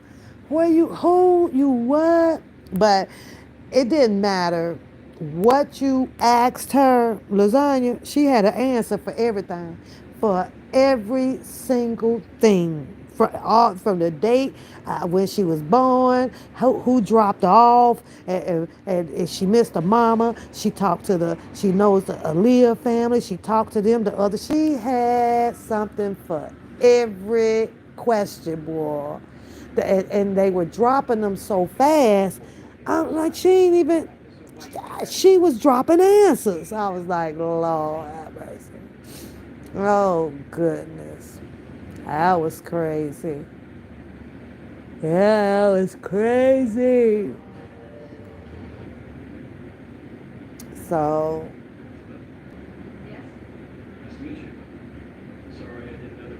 all right, I guess I'll watch this series, Sky High, since it's only 7 episodes, so that'll go quick. She lied. I'm pretty sure she did, but what I'm saying is the girl had an answer for everything. I mean, like, boom, boom, boom, boom, boom. Yeah. Mm. So now, it's the other viral situation going on right now, and that's the Boosie and his daughter, just I dropped the song in case people did not hear it that he had made Ungrateful, where she was responding to a part of the diss track in that song. So, I think that Boosie was just really, really, really hurt, y'all, from the fact that, you know, and the crazy thing though, y'all, he ain't the first daddy or the last daddy where a child is, how a child decides to attack the parents, and it sucks because you feel like that, we give them all we got and we love them all we can and things like that. We just never know how they gonna turn out and turn on you. We never know. You say Jaguar was helping. Yeah, she was helping her. I used to hear her behind whispering and stuff. So, but I don't know. Then when what's his name, King Payne, be like, well, y'all want the rest of the story, y'all go, cause we going back here on our Patreon. I'd be like, well, don't that cost money? I'd be like, well, I can't even get the rest of the story, cause I ain't got no money. I don't have no money, so I can't go get the rest of the story. So I'd be like, oh well. He posted something on the Instagram as well today. He did, yeah. I think he's hurt, Kay. Well, I don't think you could tell he's hurt. He is hurt, honey, and it's usually, the closer ones to you, to hear something like that. Your daughter calling you a BAN, calling you a band that, and especially you done paid this. But I know there is a lesson to learn to Boosie. There's a message in that bottle. It don't matter what you buy them. Material things just sometimes, it don't buy love. It doesn't. So maybe he'll rethink about, going out and to get that momentary smile from a child or that momentary high love for a child. And that Mercedes there, y'all, that's the top of the line, one of the top of the lines of the Mercedes, and it's like, wow, and we have these diabolical conversations going on out here about education or this or that. I don't even think I heard anyone saying that did you match the 200,000, the Mercedes probably about 200,000, 150. Is there a college fund, with 200,000 in it ready for her to go? Probably not. Hey, Lavelle. Uh-oh, let me see what you saying. And now you said that brought you out of the bushes. Nobody would ever believe you don't have it. I ain't got no money, Lavelle. You better cut it. Lavelle, you know that song, Just to Get By, Just to Get By? Oh, no, that say Just to Get High, don't it? Just to get by, yeah. I get by, Lavelle. I just know how to use what I got to make it do what I need it to do. That's it. I ain't rich, rich. Now, from looking at all of this stuff and the way to where I don't think I want to be rich, rich, rich. We see the problems that it can bring. I'm just like, oh my God. I don't want to have those problems, I don't want to have those problems. Mm-mm. I really don't. Ungrateful. I can draw up my will, and put in there. You get 50,000. You get 50,000. You get 50,000. You get 50,000. It's gonna be somebody out of those four that's not gonna be happy that they got 50,000. They're gonna think that they should have got 80,000. I'll be like, what the hell? I'll be like, what the hell? Mm-mm. So it's happy and scary being rich, I'm sure. And it's just scary being broke, Laval.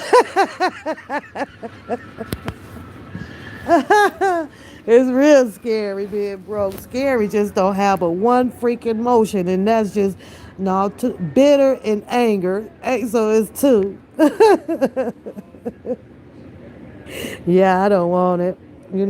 At first I used to think that I did, but nah, I'm good. I'm good. Baby.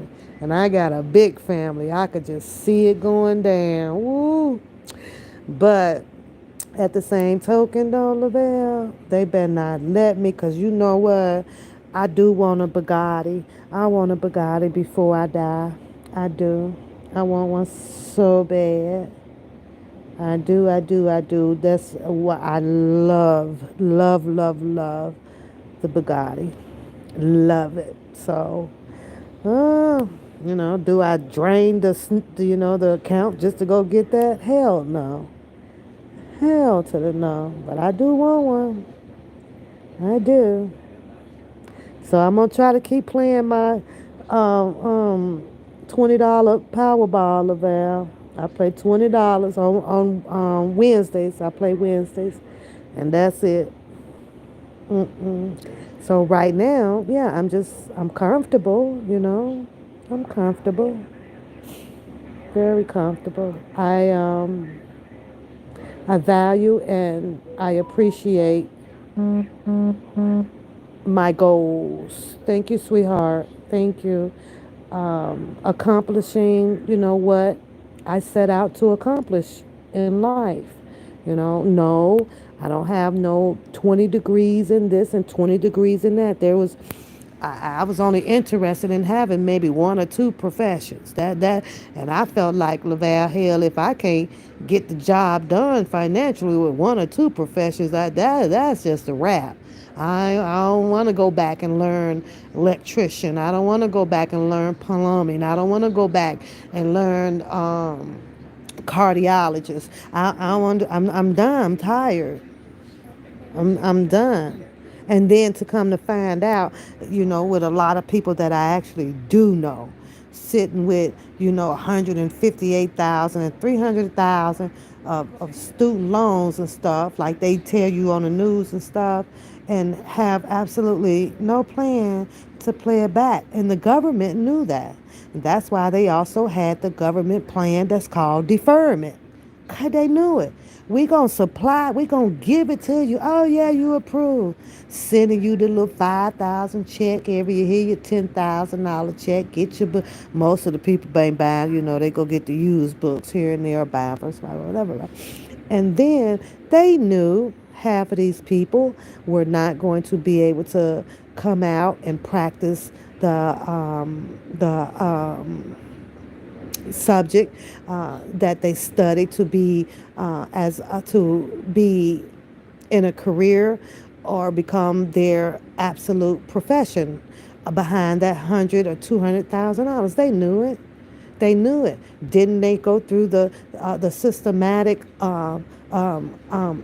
implement inclination on if there's enough jobs? Well, there are no jobs. Oh, the unemployment is skyrocketing. Oh, the unemployment is getting better. It's getting better. The percentage is going down, and all this shit is just so goddamn systematic. It's just crazy. Hey, Ladrea, how are you, hon? Yeah, it's all systematic. Yeah.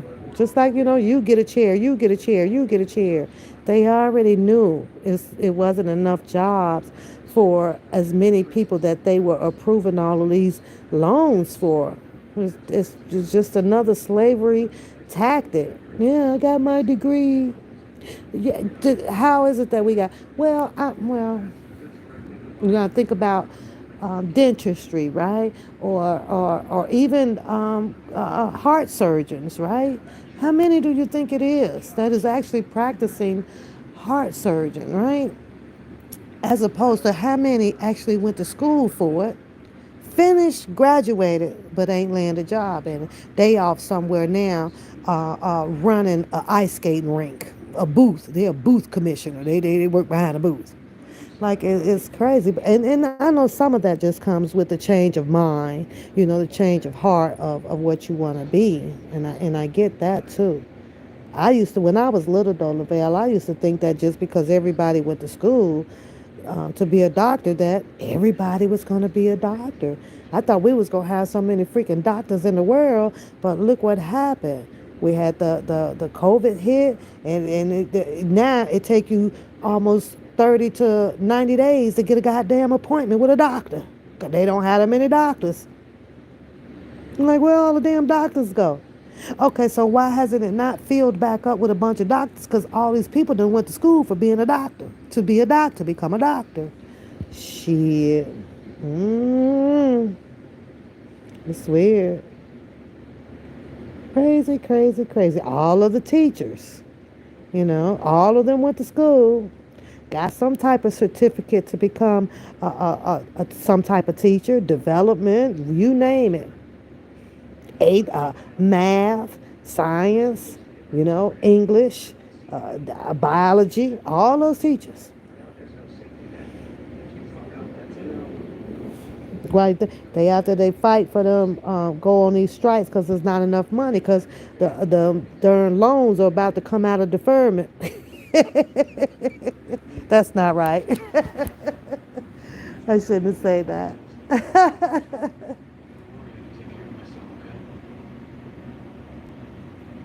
mm. Oh, but it is what it is.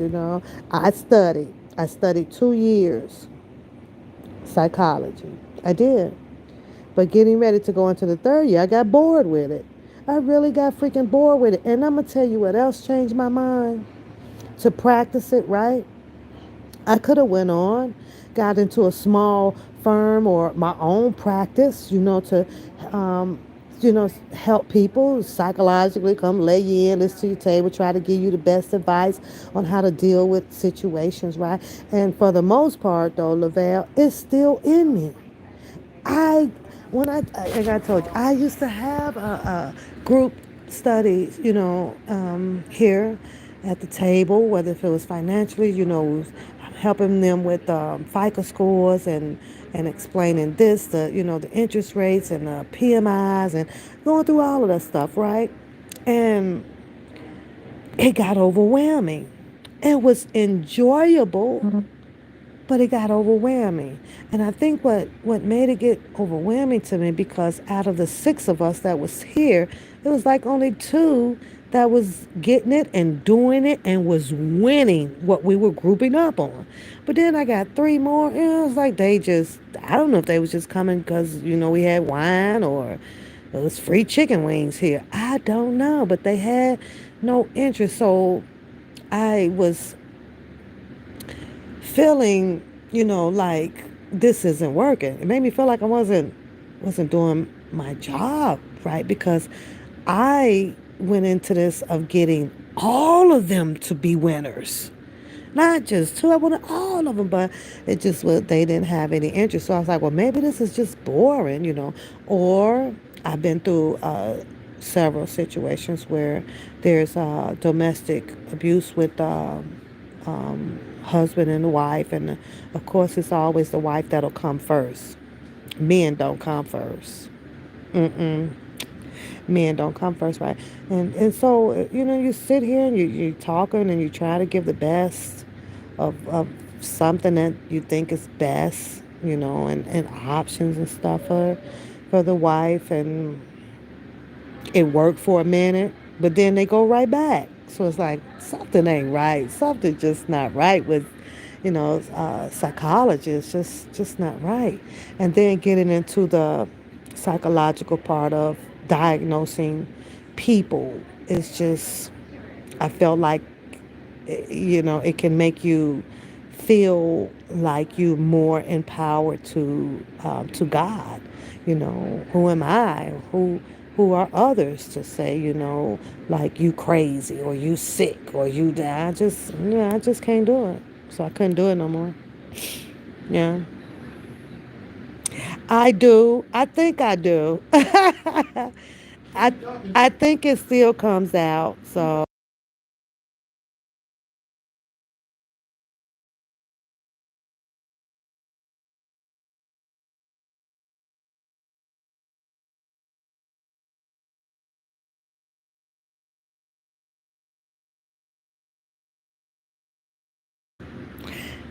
okay, I had to mute for a sec, but and I know it does. I know it does, but it's like, ooh, go back on over here.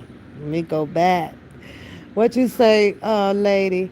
You say, oh, can you? And she never stepped foot in a collage, and she's making about, girl, you better say it.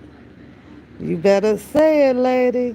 And and with you putting that in there, it can become highly doubtful of people that is not in that field. They wouldn't believe that. You understand what I'm saying? You literally have to be, you know, you would know because of your sister, so your sister would share that and show you that. But you know, with me, yeah, I just kind of refrain from doing so.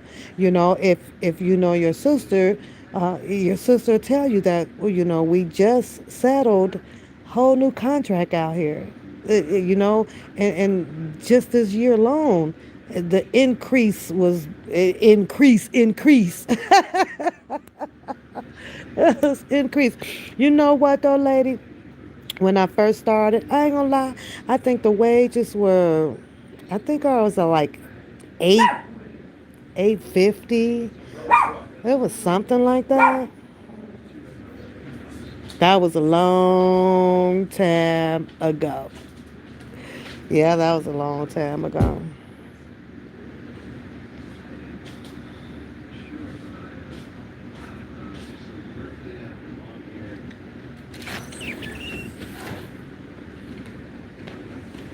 Now, you know, you hear Teddy, girl. I guess he must have had a dream because he was sitting over there knocked out. But yeah, that was a long time ago, you know. So, you know, I do recall, you know, at 17,000 a year. I recall 22,000 a year. I recall 25,000 a year. I recall the 28,000. I recall 36,000. I recall 48,000. I recall 56,000. I recall 68,000. I recall 71,000. I recall, but yeah, and on and on.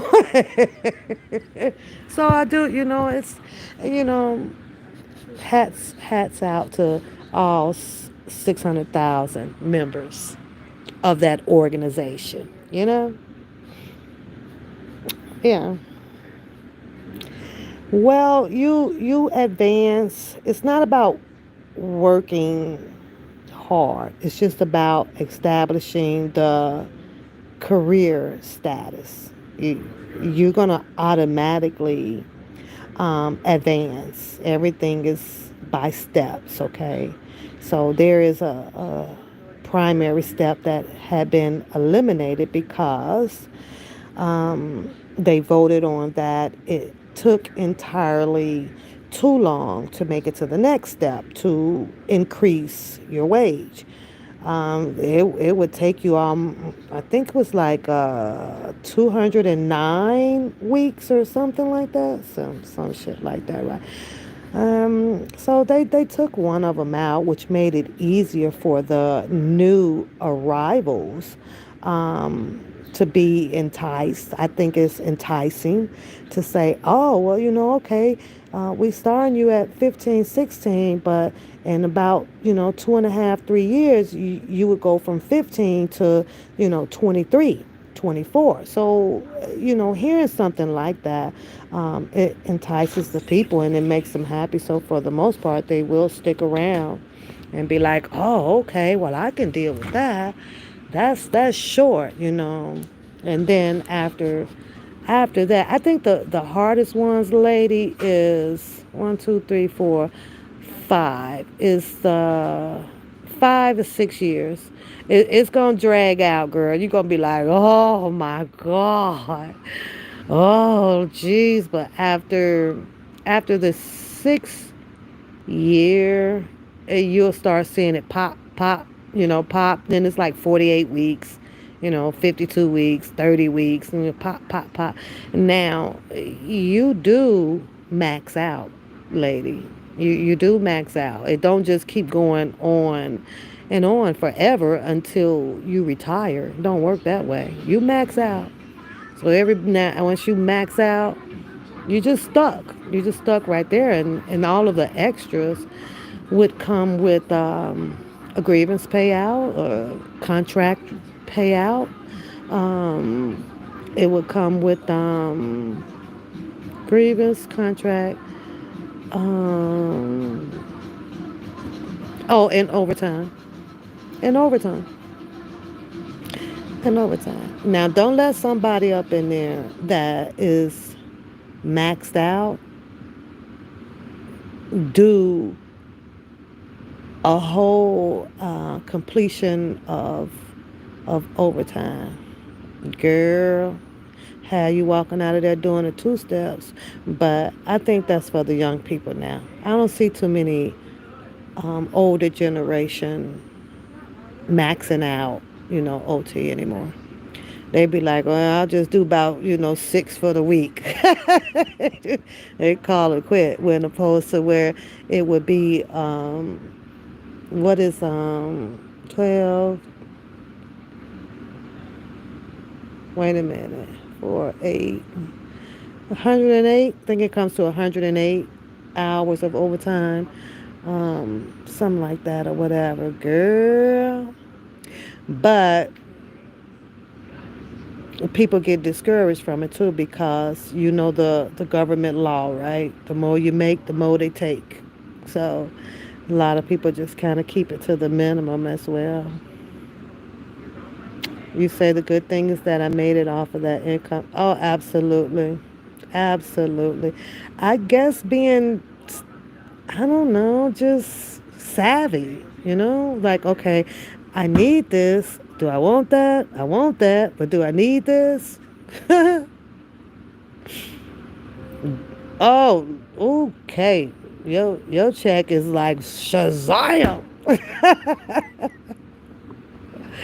Your check gonna be Shazam, girl. Yeah. So that's all, Lavelle. It's just the older you get, the more you learn, you know, and to do better. You say remote jobs have been in a high demand. Jobs out in the public arena are short. A lot of people are like, well, if you can stay, that's true. I do have a sister that works from home with all the freaking computers in front of her face. So she be calling me and I be like, ain't you supposed to be at work? She's like, girl, them people on hold. She said, I guess she can click the button where it'll say she out to lunch or something. I don't know what she be doing. But a lot of people did. Well, that also came behind the COVID too, though, okay? Everybody was like, work from home, work from home. Nope, I gotta go out. I gotta go outside. I couldn't, not every day. I couldn't sit in front of the computers just at home every day, even though it seems like there's a lot of leisure time in between it. Cause I say my sister, listen, I, I'm like, what you doing, girl? I had to run to the mall. I'm like, what about work? She's like, girl, it's okay.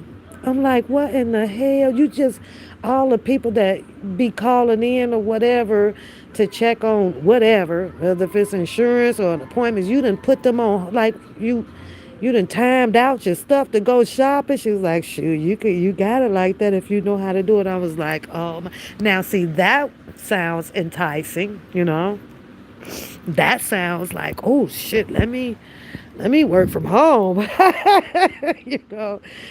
I kid you not, Kay, she be gone. I'll be like, girl, I'm finna be right back at the house in like an hour. I'm like, oh my God, you gonna lose your job. She's like, they don't even be doing like that. So your sister does a lot of traveling to struggling stations.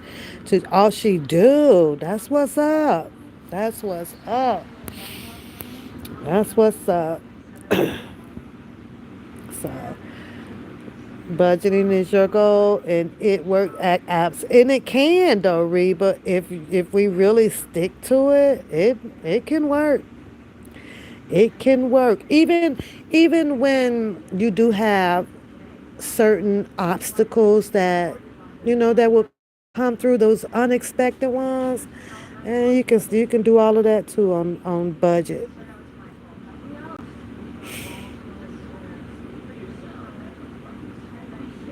Oh, shout out to you, Reba. Shout out to you. So, 'cause it's hard, and God knows it's even harder for a lot of people that just has a lot of, conspicuous behaviors. I like me. I love my wine. I love my wine. But baby, if I ain't got it to drink it, and I know I got it to drink it, I ain't finna go buy it. I'm like, I'll wait. Cause it's not going anywhere. It's gonna be there. The stores are filled with it. But if it's not, the financial right time to do so, I ain't going to get none. Not at all. Your sister be doing it too. Oh, y'all making me want to get an at-home job now. Jeez. Harlem, you say it's convenient being home. It ain't no traffic. Hey, Harlem, less on gas too, ain't it? You say less on the gas, girl. Mm-mm. On being a nurse. Shout out to you, girl. I wanted to do that too, though, Reba. I wanted to do nursing. What did I do? I go to it was Bryman campus. It's up north. I don't know if it's still up there because that's over. Oh God, that's over some years there, baby. 30 years. So I went there. I went there for two. I think I did 2 years there. Bryman campus. Look it up. It's there. Chicago, Illinois. I don't know if it's still on the north side or not. I'm not sure. But I went there. I have pictures of that, But after, I'm going to tell y'all what threw me from there. The HIV started to hit hard in the Chicago area, right? I did enjoy practicing giving the shots with the saline water. That was my favorite, y'all. I used to be like, come on, girl, come on, girl. I put that band around here. Boy, I used to love giving them people shots. I really did. That was one of my favorites going to class, But this jumps to Laval, that cost money, for me to go there. And my mind changed just that fast. I was like, oh no, HIV, AIDS, what is this? Then they said 1 drop of blood, and if you have an open wound and it get on you, oh my God, Laval. I said, y'all keep this white little outfit that I got on, this little white little hat wrapped around my head. Y'all have this. I'm out of here. I ain't lying, Reba. I deuced that place. I couldn't do that. It terrified me. I was like, people were dying like crazy too from, AIDS in Chicago. And I'm like, what, huh? I'm looking around like, what if one of y'all got AIDS up in here? I'm in here practicing. Oh, hell no, man. I dropped that shit. I dropped it, Reba. I dropped it. And I liked it. I really was enjoying it, taking temperatures and all that stuff. Had a cool instructor up there and everything, girl. I was never late. Everything, girl. And yeah, I started looking at just peeping in out. Actually, my dad, I come home, my dad would be watching the news, and how you be walking past in the house, not really paying attention, but then you would hear 1 or 2 words that catch you. Like, what? What they talking about, Dad? What they talking about, Dad? Oh, dude, all these people dying from HIV, and so what is HIV? What is all that stuff? I have to be, when I tell y'all, I did not become aware of so many diseases. I think I had to be probably, I want to say my senior year, junior or senior year. Y'all, I ain't know shit about all these damn. I did not. I feel so lost now because I didn't know like all this. I was like, what is that? Well, who got, what is that? What? That's how I have to ask people, like, what is that? I did not know. And a lot of this stuff has been out as long as I've been born.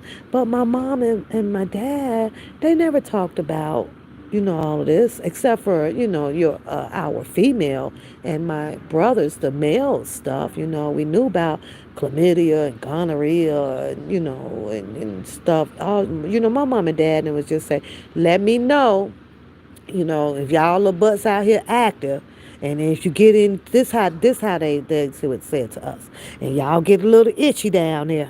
That's how they would say. They would just say, "Come and see us. Come and talk to us." They ain't never like explained to you like what it was. So I didn't know. Hey, elbow. Hey, hun. So I didn't know what it was until you went to the doctor's office, and the doctor would say the word or this or that. But I'm gonna say my mom and dad, they just knew to tell you some symptoms, and I guess that's based off of what they hadn't heard the symptoms were. But baby, my mama used to tell us all the time, it be a little itchy down there, you need to bring your little butt up in here and talk to me so I can get you to the doctor, and then after that, you're getting a little older, right? And you go to the doctor. So then the doctors it would say some shit about, I'm not saying that I was a little itchy down there. I'm just saying what they were saying because I learned it on TV. Because I don't want y'all to be running up out of here to myself, ooh, the pap was a little itchy. They then all of a sudden on the TV, they started correlating it with colored underwear. Well, if you're wearing this and we got the red panties on and the blue panties on and my mama didn't know nothing about getting panties that had white lining in it. No. So, maybe that was possible. One of the reasons why a lot of females were having a genital itch because of the dye is what I had learned was it was in the panties. What you say, babe? Did I hear about Chris Rock being stranded at the burning? No, I ain't hear about that one. Ain't nothing funny about that, ill, because it happened to the men too. But back then, you couldn't blame the underwear on the men, on the guys, right? Because back then they were only making white Fruit of the Looms. so so what's causing the men to itch, And I ain't never seen back then, men underwear all blue or all, so they all I grew up on was Fruit of the Looms. I already know, Laval. Oh, itchy pal. Bad hygiene. Sweat. Sweat. Sweat. But I already know, Laval. That's going to be funny as hell.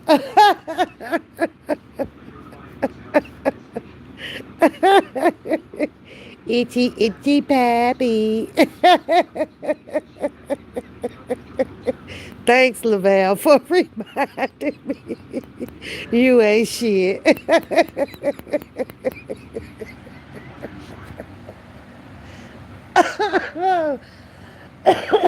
You done made me laugh for the night.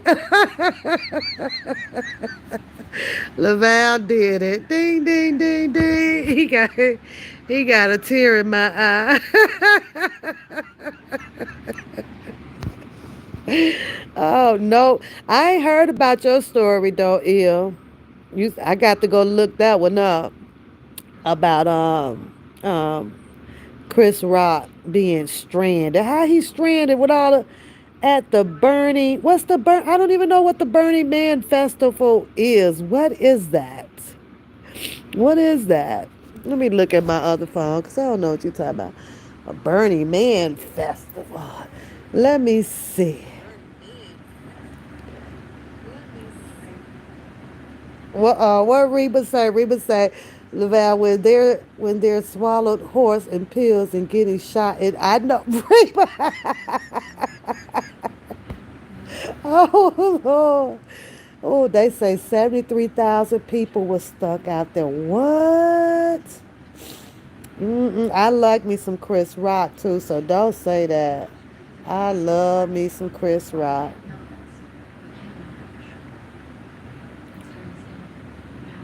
Oh, I'm still laughing at Reba and Laval. Oh, I see it. Okay, let's see what it says. Hold on. Told to conserve food, water, and fuel as they shelter in place. The official Burning Man Traffic X page posting this tweet saying, "Do not travel to Black Rock City. Access to the city is closed for the remainder of the event, and you will be turned around." As you can imagine, this isn't the experience the festival goers were expecting. Here's the proof of life update. I am alive, but all the activities have shut down. They shut the water down. I'm walking around helping pull power cables out of the ground so they don't get stuck in the mud. What a nightmare. Meantime, DJ Diplo was there with comedian Chris Rock. He posted this video to X or Twitter saying, "Just walked 5 miles in the mud out of Burning Man with Chris Rock, and a fan picked us up." But as you see there on the back of a truck, trying to make the most of it. Oh, It's like what shades of was he Firefly. about? Was he out to do a filming or something? Hold on. I am alive, but all the activities have shut down. They shut the water down. I'm walking around helping pull power cables out of the ground so they don't get stuck in the mud. What a nightmare. Meantime, DJ Diplo was there with comedian Chris Rock. He posted this video to X or Twitter saying, "Just walked 5 miles in the mud out of Burning Man with Chris Rock, and a fan picked us up."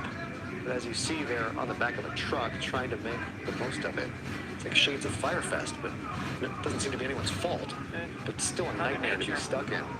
Hello, I'm Mark Brown. Get more great ABC7 content by clicking the So subscribe was he? for our YouTube This channel. wasn't him out there doing any filming, though, right? Fire TV, Android TV, Apple That's TV, and crazy. Roku to That watch on your the TV. hell is he at? He's out in Diplo.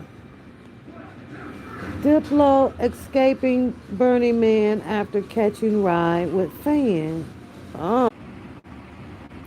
All right, my phone had froze. Like, you right. What was he doing out there? That's the devil worship stuff? Oh, Lord. All that mud outside of his RV. Ken Montgomery of Carmichael's 15th Burning Man is proving to be a memorable one. It just turns into this putty, this goop. And if you walk on it, it just Hold keeps on, let me building look up at on your something shoes else. Wait a and minute. makes a giant mess. Rains have Wait soaked the a playa of minute. Black Rock City, Burning Man's temporary town. And I tell people it's like crawling into a Salvador Dali painting in the Twilight Zone. The conditions forcing the shutdown of access into Burning Man. No driving is allowed, the airport is closed, and more rain is expected to come down on the tens of Okay, thousands. so it says that the Burning Man is a community and global culture movement guided by 10 practical principles. Together, we build Black Rock City, a participatory, temporary city in Nevada. The Global Burning Man community also co-creates regional events in more than 35 countries around the world. It says that they hold festivals. Why are you saying that it's devil's worship?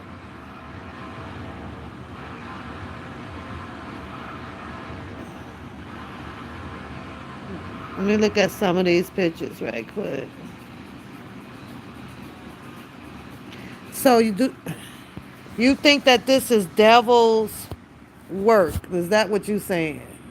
Cause it appears to be festivals though. Look, see, this is the Burning Man, right? Google says, and they're just having festivals. You mean to tell me it's something underlining out there with this stuff? Huh. So that's what it says. Then you can have a first time guide. Let me see. Can you tour as Demotic? Oh. It was founded by John Law, Larry Harvard, Jerry James. It's located in the Black Rock Desert, Pershing County, Nevada, of U.S. What happens at the Burning Man Festival? Every year, Burning Man brings tens of thousands of people to Nevada desert to dance. That's what it says. Make art and enjoy being part of self-sufficient, temporary community of like-minded spirits. Uh-oh, dun, dun, dun, dun. This year's versions opened on August 27 and was scheduled to run through Monday. The Burning Man reveals unfazed by deluge and deep mud. Why do they burn a man at Burning Man? Called the Man, the sculpture is ignited and burned to cap off the event and began in 1986 when two men burned an 8-foot tall human-shaped sculpture in San Francisco's Baker's Beach as a small crowd gathered to watch the first annual Burning Man. That don't even sound right, ill. That part alone. How many people are stuck in Burning Man? So they say it's about 70,000 people that are stranded. And this happened after the heavy rains, the swamps of the annual Burning Man festival, leaving thick, ankle-deep mud. Attendees were told to shelter in place in the Black Rock Desert and conserve food, water, and fuel. But some have chosen to hike to the nearest town. So my question is, was Chris Rock the only celebrity out there? He was the only one? Where are the other celebrities at? Nobody else went? It's just random people and he's the only one that's a celebrity? Or if he's still a celebrity.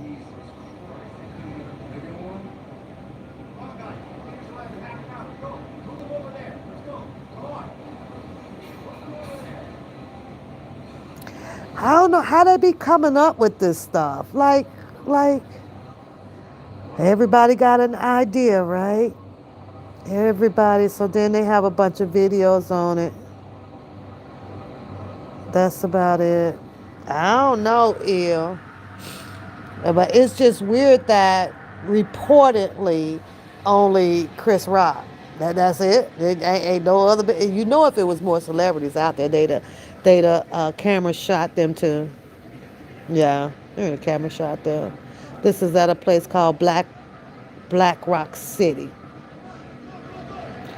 erected annually for festivals and I don't never hear about no stuff like this here. Never. I don't even know. Like, how is it that Chris Rock is hearing about? Because somebody knows somebody that knows somebody that told him to come check it out. But here's the mud that they say is ankle deep. Is here. It's ankle deep. And then they have this article going on. Death investigated. Oh, somebody died. Oh. Okay. It's a death. Thousands of people. So now they got to get this mud under control and solve the mystery of the death of a man.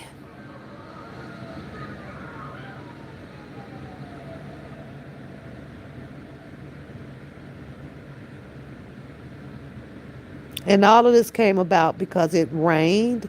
It occurred during this rain event. Oh, a rain event.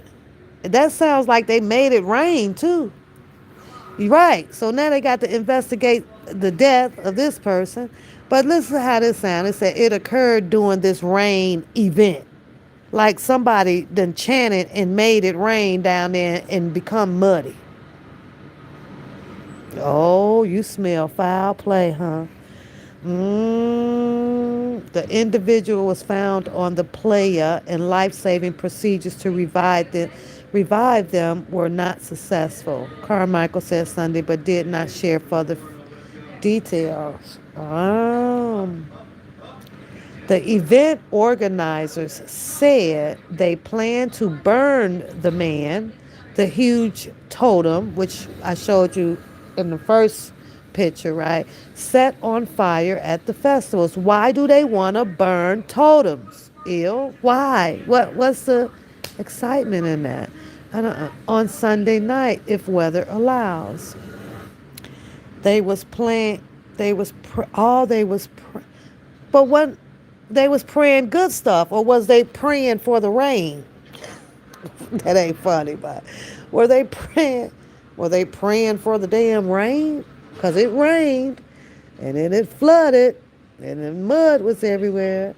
It says here that the organizers said they plan to burn the man, the huge totem set on fire at the festival's culmination on Sunday night. The rainy condition forecast over the area for Sunday afternoon had mostly passed. It don't mention nothing about police is out there. Nothing. Area for Sunday afternoon had mostly passed to the. I'm talking about with the traffic, like helping and evacuating these 70,000 people. Though there is still a chance of showers and thunderstorms. Look how they back to back. Yeah, look at that. Look at that.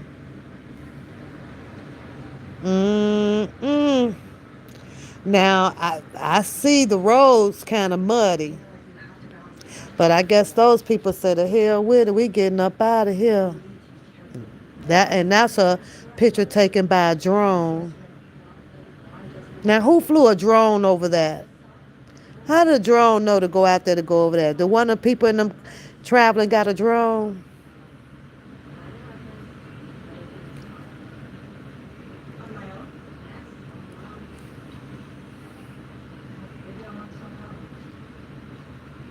The gate in the airport into Black Rock City is closed, so no driving is allowed into or out of the city.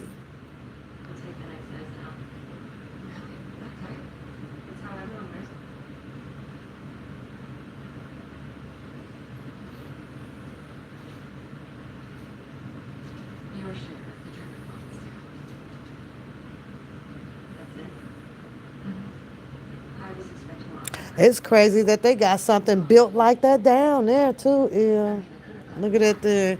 When they build this, when they build that temple.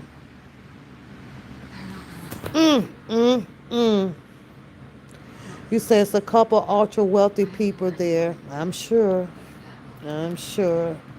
Well, I don't know what to say on this one here, Will. This, shit happens. Sometimes you got to stay your butts at home.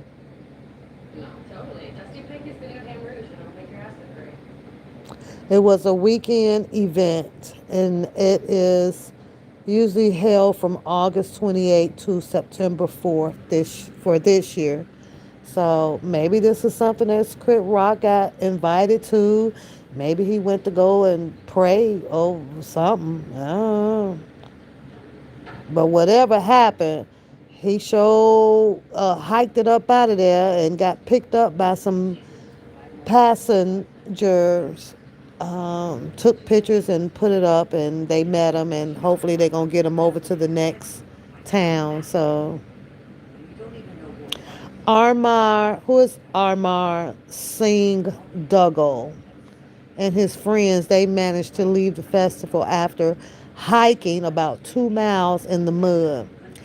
He estimated that it took them about 2 hours to get to a main road where they arranged to be picked up and taken to Reno. So that is about a 120-mile drive from the event grounds. Then look at his feet, showing you that they're in the snow. In the mud. Look at that.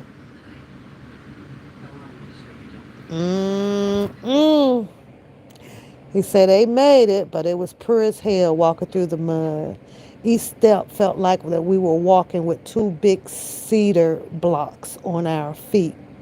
Among those attending the festival was DJ Diplo and comedian Chris Rock. Now, I don't know, I'm going to have to let you dig a little bit more into the research and see, the continuance of how DJ Diplo and Chris Rock ended and why. Did they attend this festival or are they actually a part of? So I don't know. You say how I feel about Oprah and the Rock video. I haven't seen that one yet. I haven't watched it yet. Not at all. I've been listening to Boosie's Ungrateful song. I like the beat in it. I just like the words in it. I like the Mercedes in it. I like that. So I've been listening to that for a while. I'm just like, oh, let me play this again. Let me play this again. Did you listen to it?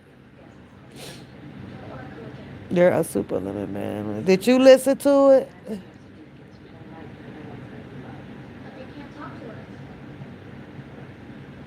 Huh? Did you listen to it yet?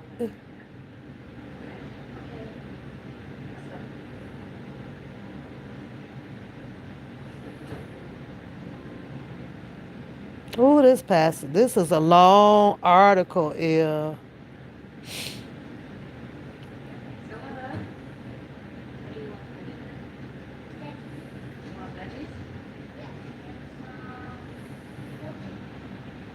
You say you got to listen to it because listen to it because I haven't heard it yet. I put it up on my community board, but yeah, you can just Google it or put it on your YouTube. Ungrateful, but it was the beat for me, and it was the humbleness in the rap. He didn't get belligerent or nothing. It's like he's just sitting there telling you his story. You haven't listened to it either, Kay? Man, they'll be hitting on that. Okay, but you said that that's why his daughter is going off because he dropped their situation in a clipping of his song. He did. It's in there. I was like, you wait, y'all want to hear it? I'm finna play it. Let me see. Let me see if I can find the middle of it. Wait a minute. Let me see. I was like, yep, that's enough to make you mad. So she got mad behind that, right? Wait a minute. I'm not going to play. I'm just going to play that part. So hold on. I got to find it first.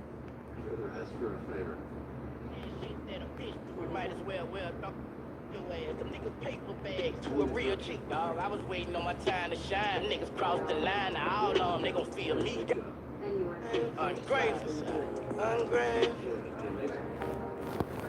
Baby mama, she done hit me with the child support. Old dirty ass bitch about the line coat. Well, that AMG Benz, I'ma need that back. Won't play it like that, you ain't about to keep that. Guess the bitch still mad cause her brother got wet. This the same nigga fuck your little sister in the cat. If you suck bleak dick, why I fuck you from the back? You ain't never been shit but a fucking hood rat. You ungrateful late. Go to jail. Did he say you sucked Myth bleed dick while I hit it from the back? Did he say that? I was like, what? Oh, wait, let's see. Let me hear it again. Did he just say that? I was like, oh. Wait, listen. Talk to him. Bitches ungrateful. Talk to him. These people ungrateful. I don't even want to talk to them. Ungrateful. What I'ma tell them when I talk to them. Ungrateful. I ain't even see this shit coming. Ungrateful. I thought that's what he said, Kay. Baby mama, she done hit me with the child support. Old dirty ass bitch bought the line coat. Well, that AMG Benz, I'ma need that back. Won't play it like that, you ain't about to keep that. Guess the bitch still mad cause her brother got wet. This the same nigga fuck your little sister in the cat. If you suck bleak dick while I fuck you from the back. You ain't never been shit but a fucking hood rat. You ungrateful late. Go to jail, everybody tryna. Now wait a minute. We gotta talk about it. He said when you was sucking bleak bing, I was hitting it from the back. Now we gotta talk about that. Let's argue in my Plies voice. Let's argue.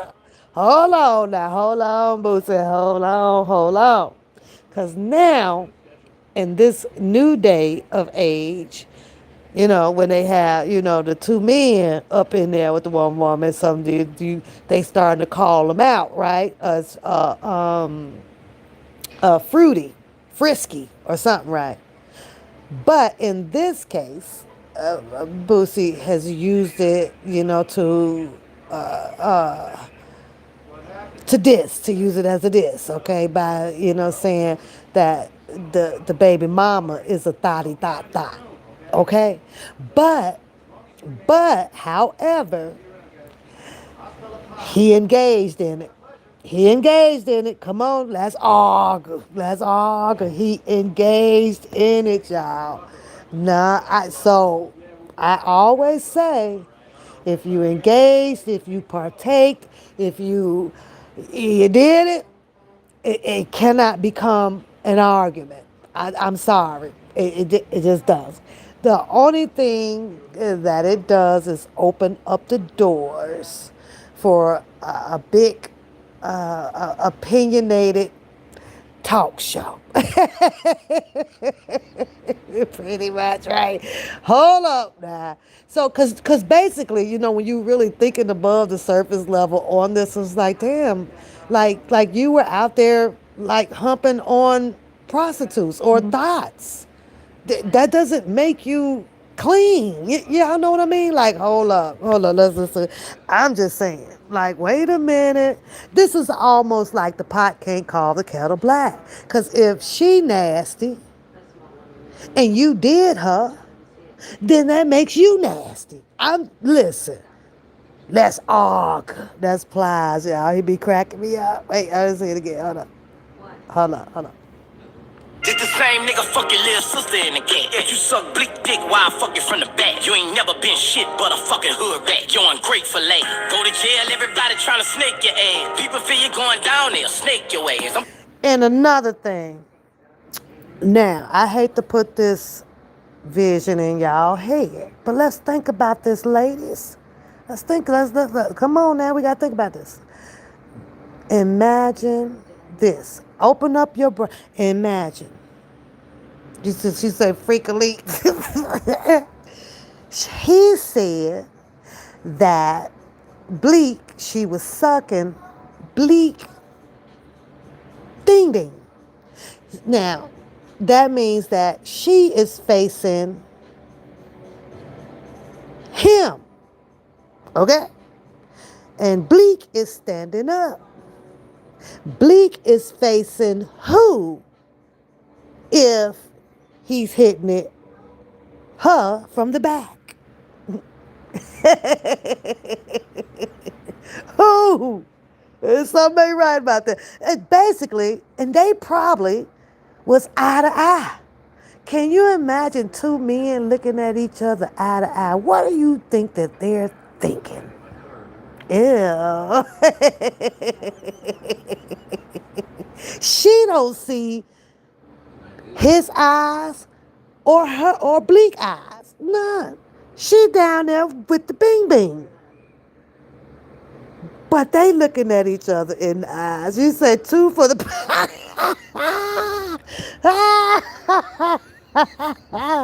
Leslie, go back in the bush. Something right. Here's my point. You gotta be careful of the weapon that you draw. You just got to be careful of the weapon. She said, kill that one. Moving on, carry on. I just had to make that point, though, Reba. You got to be careful of the weapon that you draw. In order to use the correct weapon to weaponize somebody else, if you are included in the picture, in fragment of things, you might not want to talk about that story.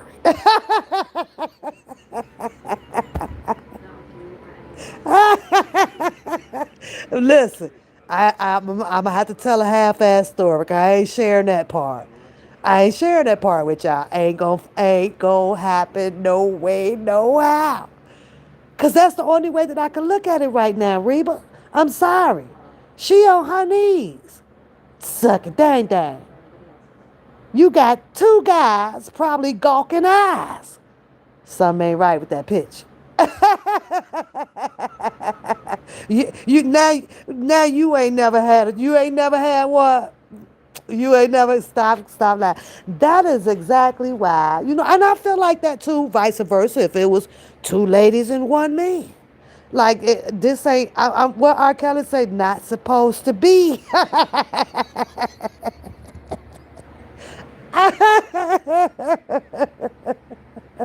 They have to be. They have to be. I mean, I'm sure they're probably the same height, right? Or maybe one might be just an inch or two taller than the other. But what you said, what do you think that they're thinking in their heads amongst each other when they lock eyes to each other? Man, we tearing this up. No, what they should have been thinking is like, I see your pee-pee. Should no other man be down there? What he doing? Like if Boosie hitting it from the back, what is he telling Bleak? Man, she sucking you good. Oh, that's gay.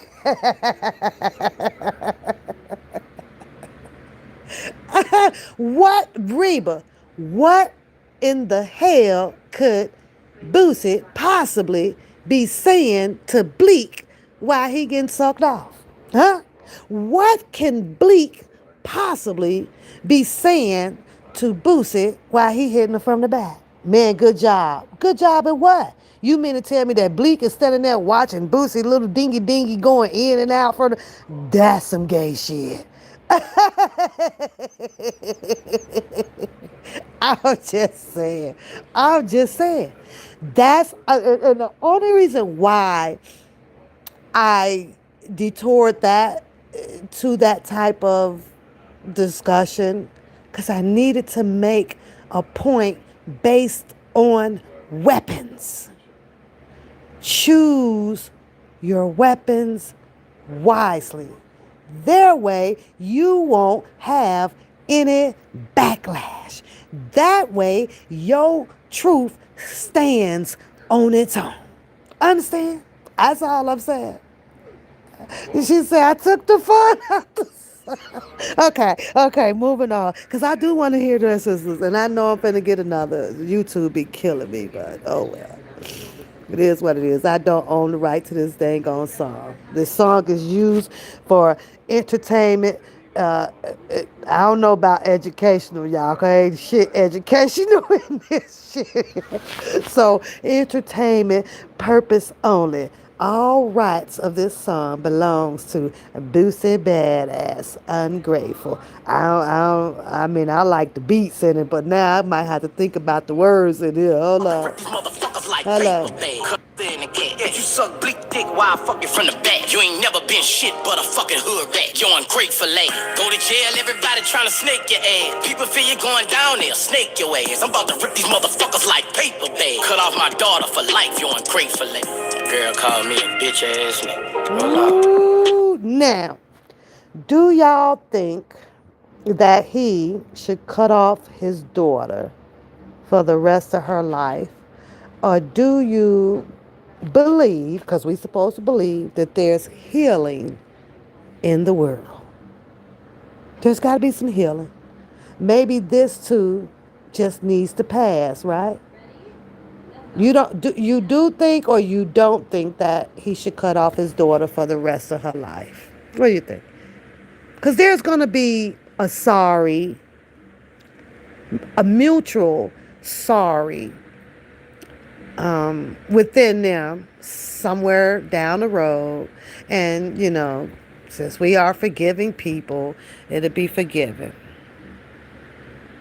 You said, no, they had a chance to fix it. But what if she decides to get the mom out of the picture and start saying, you know what, mom, like, you ain't really done nothing for me either, and I ain't learning shit here, and blah, blah, blah. What if she decides that she wants to go back to her dad? Do you think that he should reject her if she showed up with her suitcases?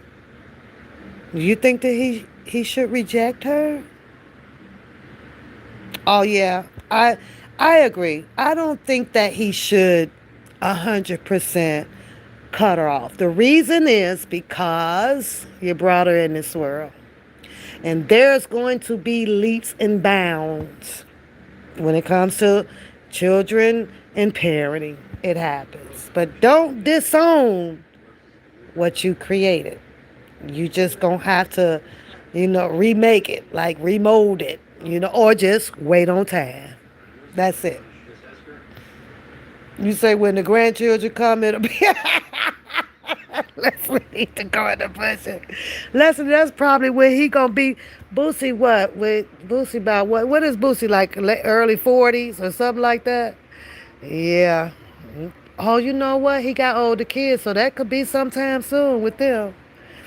I don't know, but he went hard on this one, y'all. So this is definitely feelings, and he's hurt, man. Just like any one of us would be. And some of us probably have already been through it. I shared a story with y'all with my oldest one. And I had to cut off I cut the cell phone bill, and boy, things got ugly. I was laying in my bed, and, they got keys. They come in and out. And okay, baby, I don't know if y'all okay, Reba, y'all remember this story? You say, no, she had her way. She would have done him bad. Well, with her, here's the thing with that one, though, Africa. I had a best friend, too. Her name used to be Africa, but, yeah, she got, coming from Chicago, she got hit by a semi-truck and passed away. So may she rest in peace. But the thing here is Africa. The thing with that, like you said, she had her way, so she would have done him bad. There ain't too much a child, I don't know, unless this was going to court, if you're talking about that level. If they were going to court, and possibly she would take the stand against him based on some things that has been perpetuated out here in his life, to have him locked up, then that's a different level. Granted, I can understand what you're saying, but as far as the the streets and the family thing, that sort of level there is, she'll come to pass on that. I think so. I listened to her whole IG. Her only anger that came out of that posting that she did was about loyalty over love. That's what her topic was, and she had to make a choice. She felt as a child that Boosie may have put her in a decision that was undeniable, needed to be made.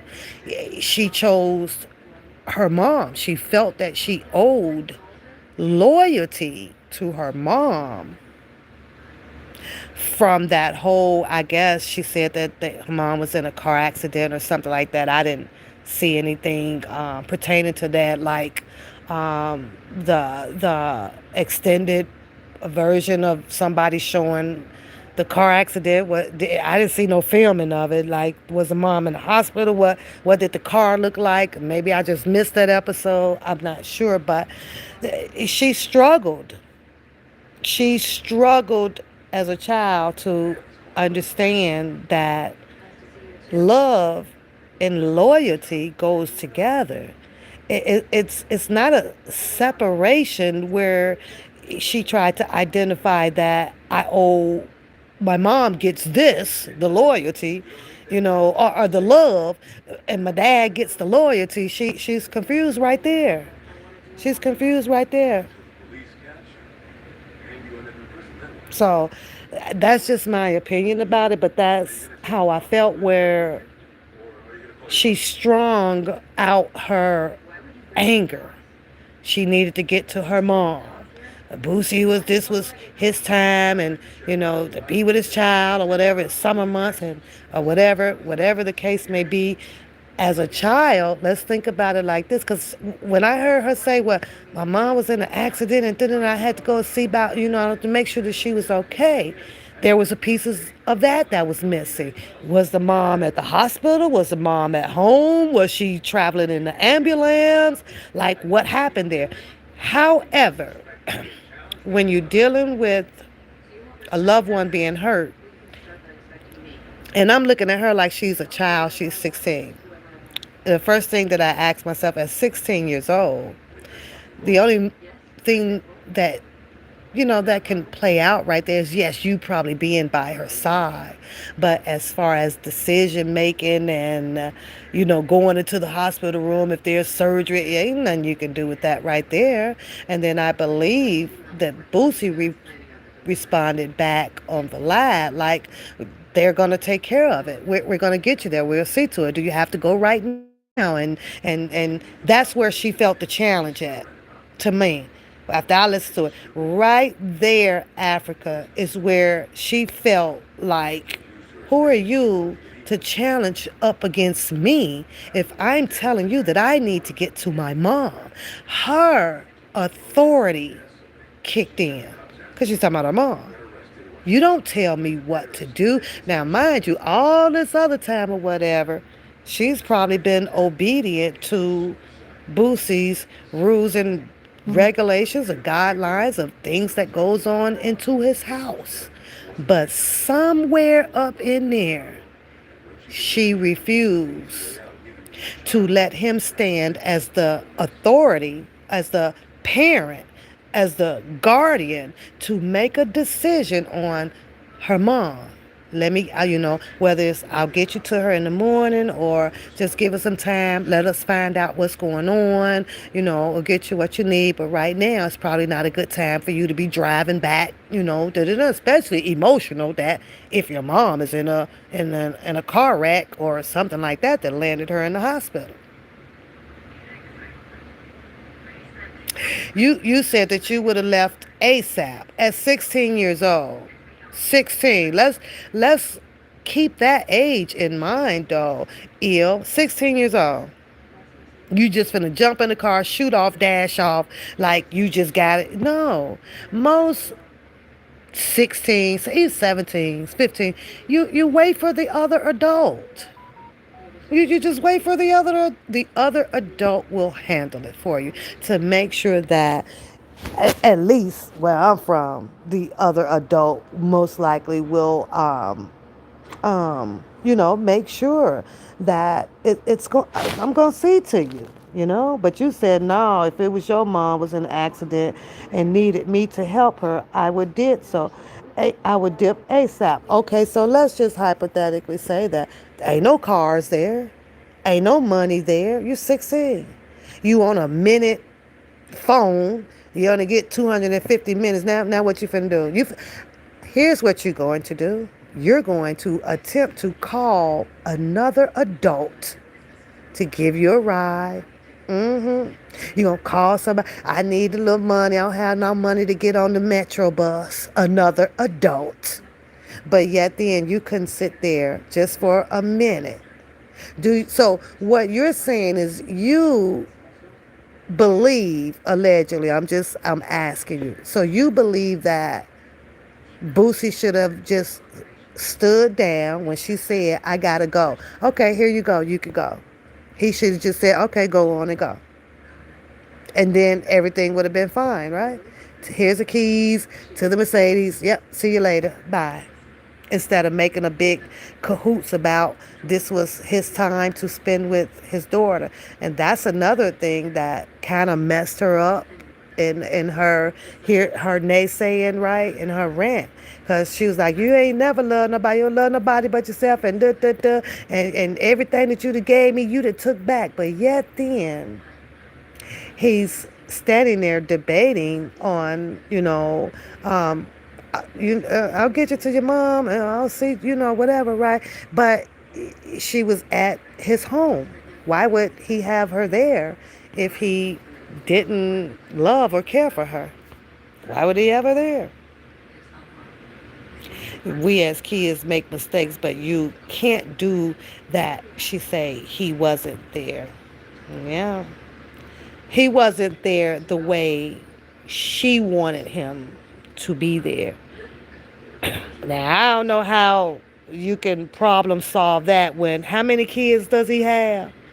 How many kids does he have? So to be understanding, you got to be understanding. He's got multiple kids and multiple baby mamas. So that would make it sound like, she, those are tax write-offs. You so silly. You're those tax write-offs. You know what? Speaking of that, oh, he has 4. Yeah.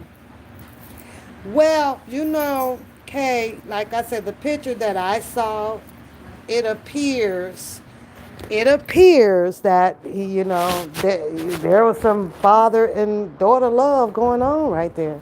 They in this picture, and he's hugging her, and they're smiling, they're having a good time, and stuff like that. That's what it appears to be to me.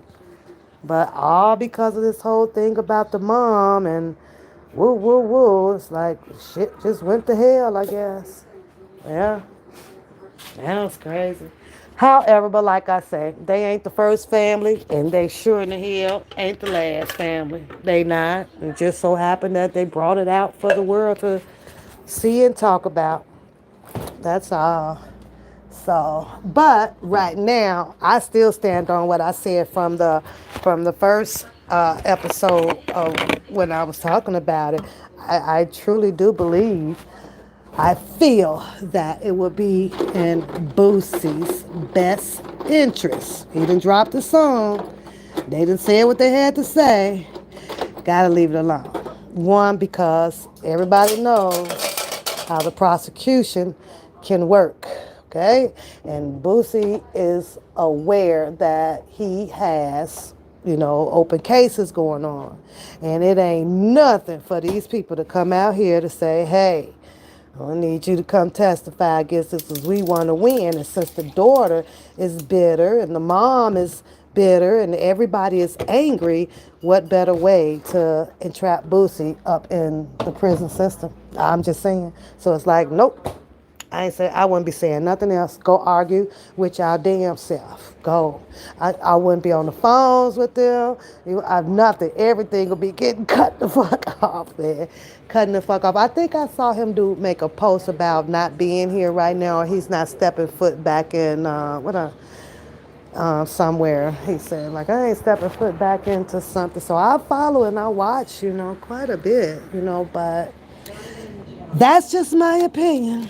Ain't no way, if I know that I got an enemy like that is playing cutthroat, baby.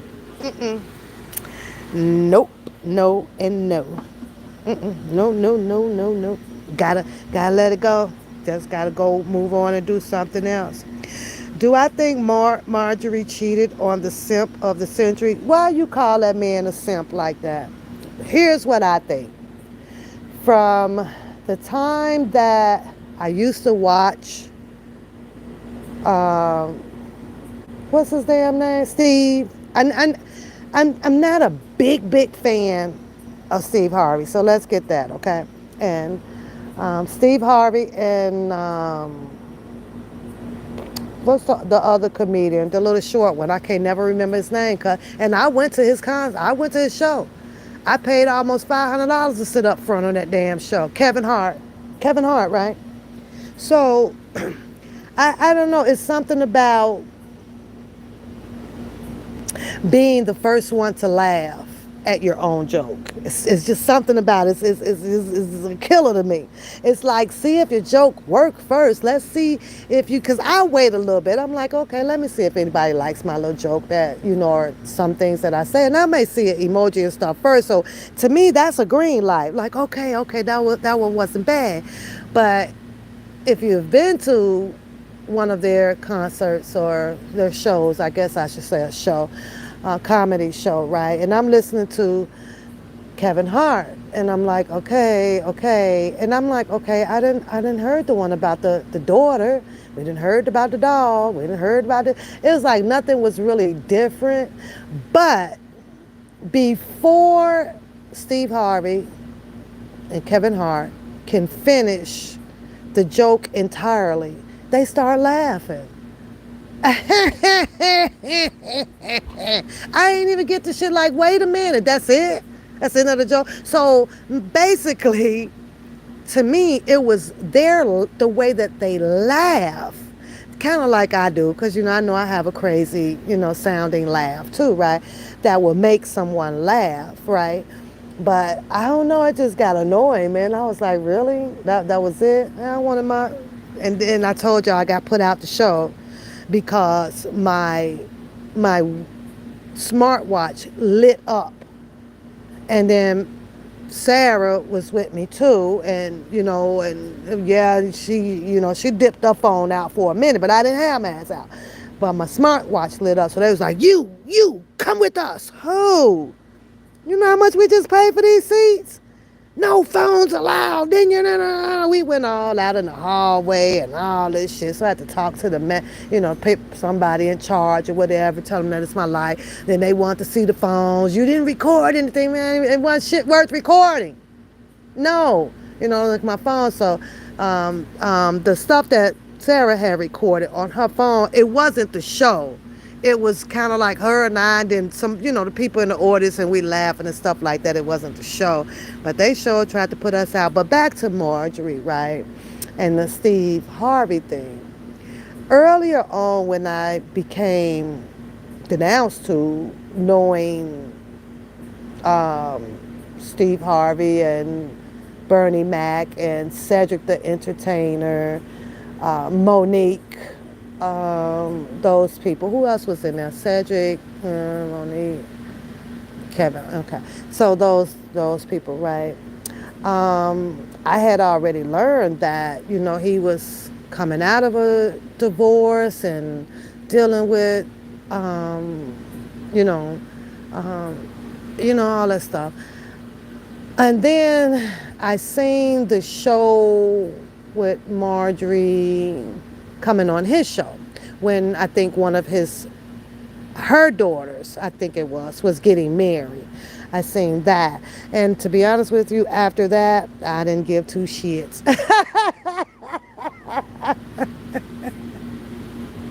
I really don't follow Steve Harvey and his stuff, but he did clap back.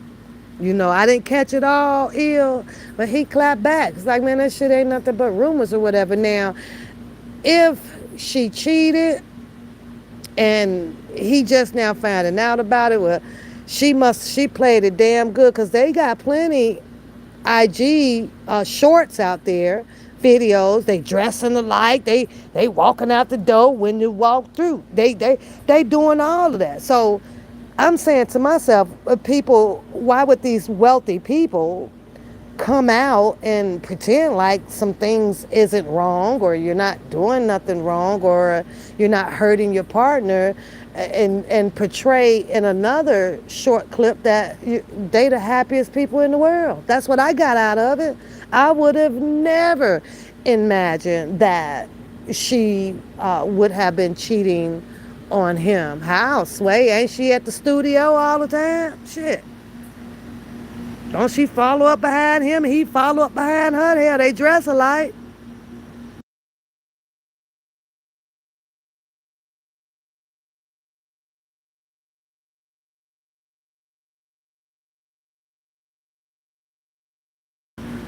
So other than the rumors generating out here and then going viral, I would have never guessed it. Never in 1,000 years. I could have never imagined that. Hell, she on his show and he around there paying for weddings and shit, and then they got all these little fancy clothes on, walking out their house and going to the parties and shit. I would have never. You said that was damage control. Well, I guess they showed damage my brain. I would have never believed it. No, and I hate portraying this. You know, it's like it's crazy. Let's set this picture over here. People could think what over here, and nobody would never know because we don't need our business out in the streets. But Steve Harvey clapped back. He came back. He killed all them.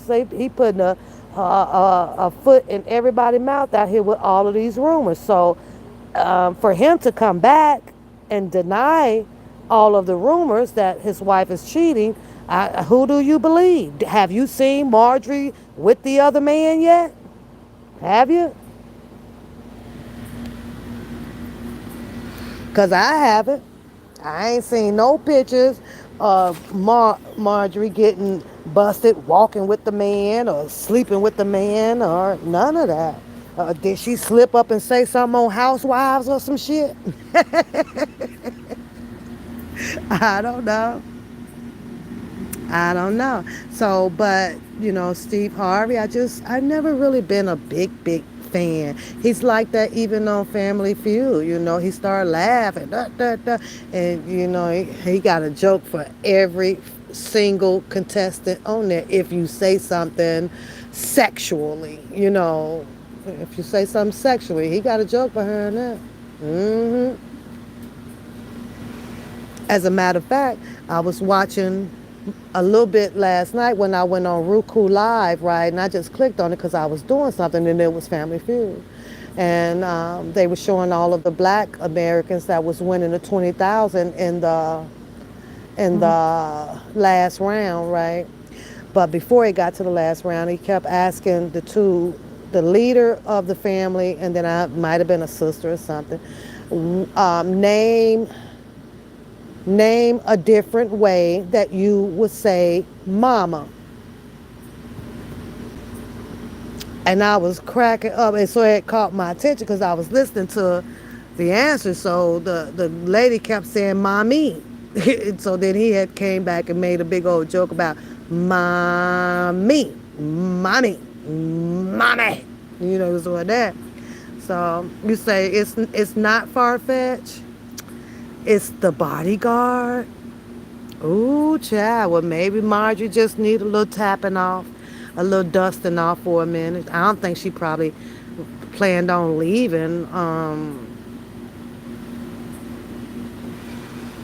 Steve or ever getting caught. It just sounds like maybe she just need a little playtime. That's it. Steve Harvey might be going through erectile dysfunction and then probably just can't satisfy, or maybe they have that agreement and this is why he's not calling it his wife a cheater. Maybe he agreed for her, to get, some side slap it, flip it, and rub it down moment. Sometimes I believe, I believe, and we can argue in Plies' voice. We can argue about it, let's just say that you and I, we married. Let's just say so. And let's just say that you don't work no more downstairs. You don't work no more. But let's just say that, I love you and I ain't going nowhere, but ain't nothing wrong with me. See, this goes back to the needs and the wants, but right now, those two gonna have to go together when it comes to a woman. The need and the want goes together. And that's not inseparable. We need it and we want it. Period. Now, your ding ding don't work. I talked about this too back in 2019, 20. We even had discussions on this where, and I think it's vice versa. I ain't gonna be stingy about it. I think it should be vice versa. I think that if the man don't work, then you know what? You pick me somebody that you trust. We gonna go test it and all of that stuff.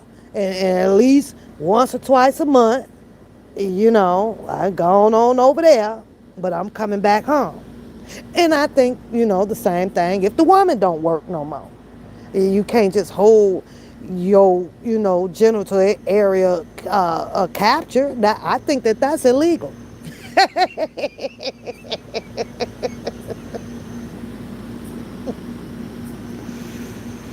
And I think, hey, Louisa, hey, okay, welcome back, babe. I think that, I don't know, is that in the law? Now that's some capturing hostage, enslaved shit to me. It is.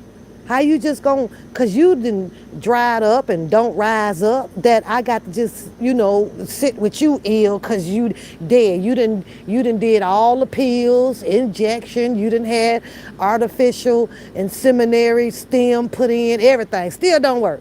And I'm supposed to sit here and rot with you. Or do we make that decision? Because there's going to be arguments, definitely arguments, to just split up. And then you have to find someone that is more compatible with you sexually, that just is going to rot with you. You would let a good thing go. Now notice that I said a good thing. So, because I'm asking you to commit to, listen here, I need and I want. And by me going and getting the need and the want, when I'm coming back, we still happy. We still gonna do our thing. All of the above, right?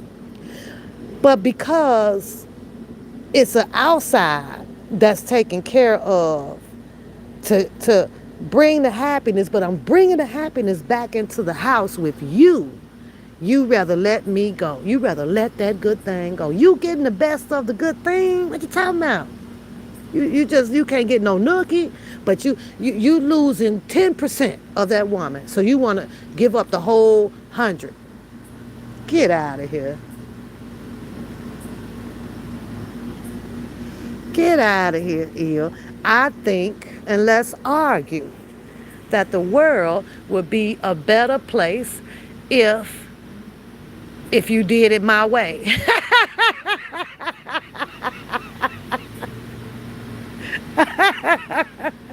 If you did it my way, the world would be a better place. That's all I'm saying.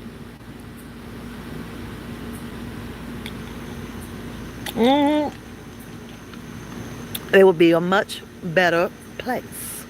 Do it my way. I promise you it'll work. I promise you it'll be less divorce, be less arguments in the home. All you got to do is just agree. That's it. However, I do remember that movie. What was it? She went and slept with the man for the $1 million. Was that White Man Can't Jump? Was that movie? And he agreed with it. Oh, you know, okay. What did he do? Turn around and got jealous. Kicked off a whole bunch of shebang bang about the woman. She brought the damn $1 million home. What's the damn problem? What's the problem? He got one nookie shot that he ain't finna never get no more. Matter of fact, I'm gonna watch that movie tonight. He ain't getting it no more. She ain't going back. It was a one-time deal. You can wash it off from the body. It's only going to linger in the mind till you turn about 60. Because then after that, you can't remember shit any damn way.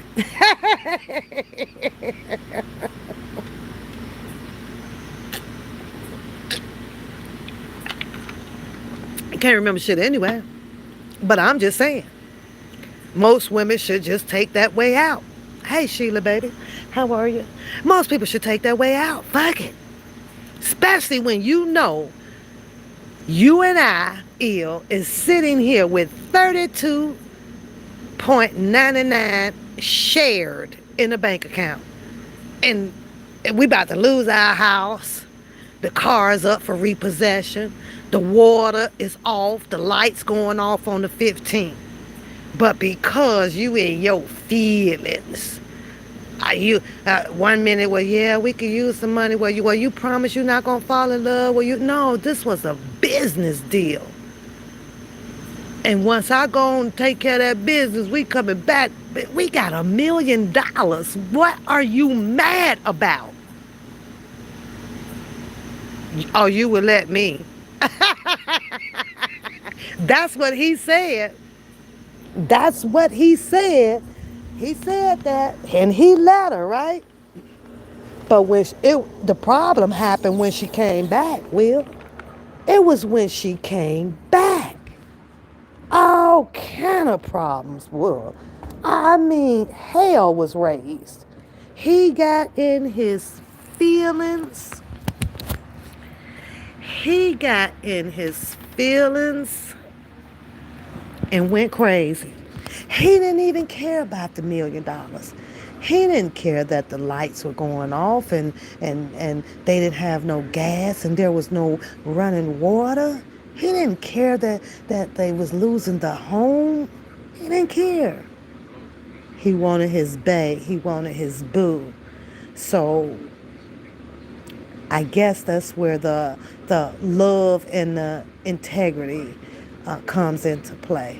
And you before the floor would have been open for discussion for the business deal, maybe we would have needed to discuss love and integrity. What would we have done based on the love part?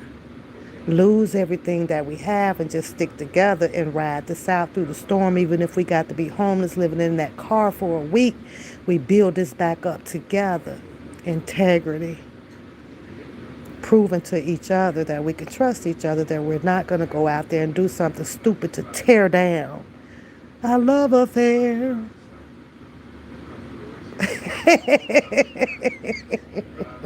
Entanglements, huh? This shit, life is crazy, man. It's crazy as hell. It's real crazy. The only time that you would subject your girl for going out there on this proposal of $1 million for a one-time affair is when she is single.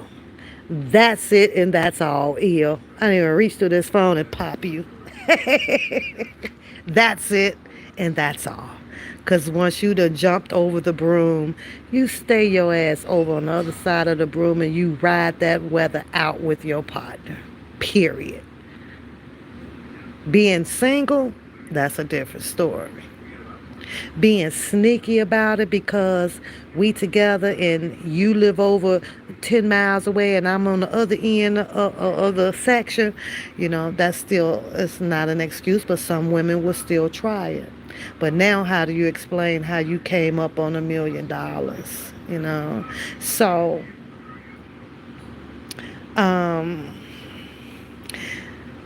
it's crazy how the minority of people, we sit out here and we watch all of the craziness that wealthy people do.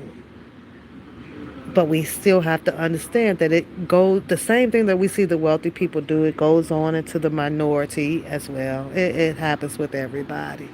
And sometimes you just get tired of what you got.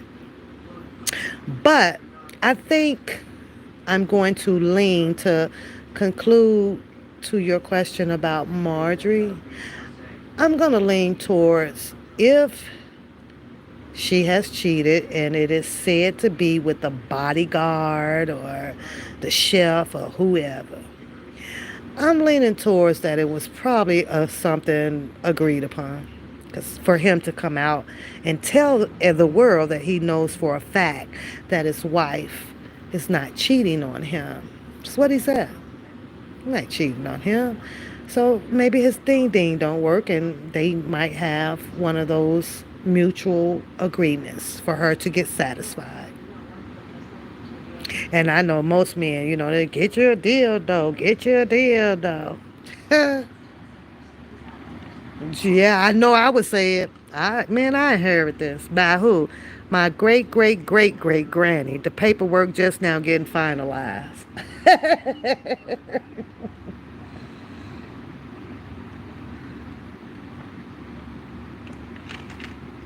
I know I would.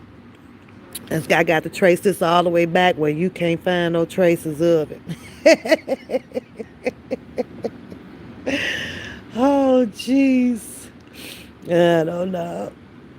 But, it's to each his own. It is what it is. The only thing that they're going to do with that story, if it happens, is, well, we don't have Jet around. You'll see it in Essence, and, all these people want their stories. Their stories about it.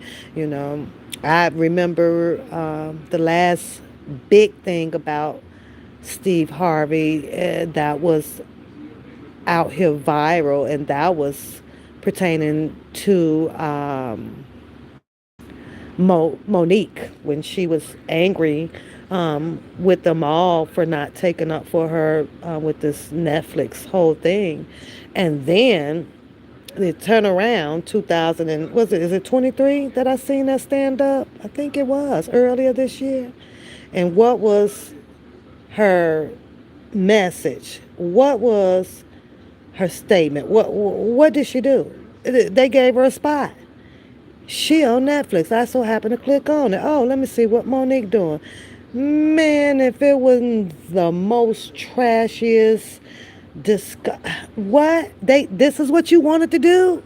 Well, what is this doing? This is the opposite of what you saw and how you saw her in Precious. She was on that stage. I was like, what the fuck? What the hell? Oh, hell no.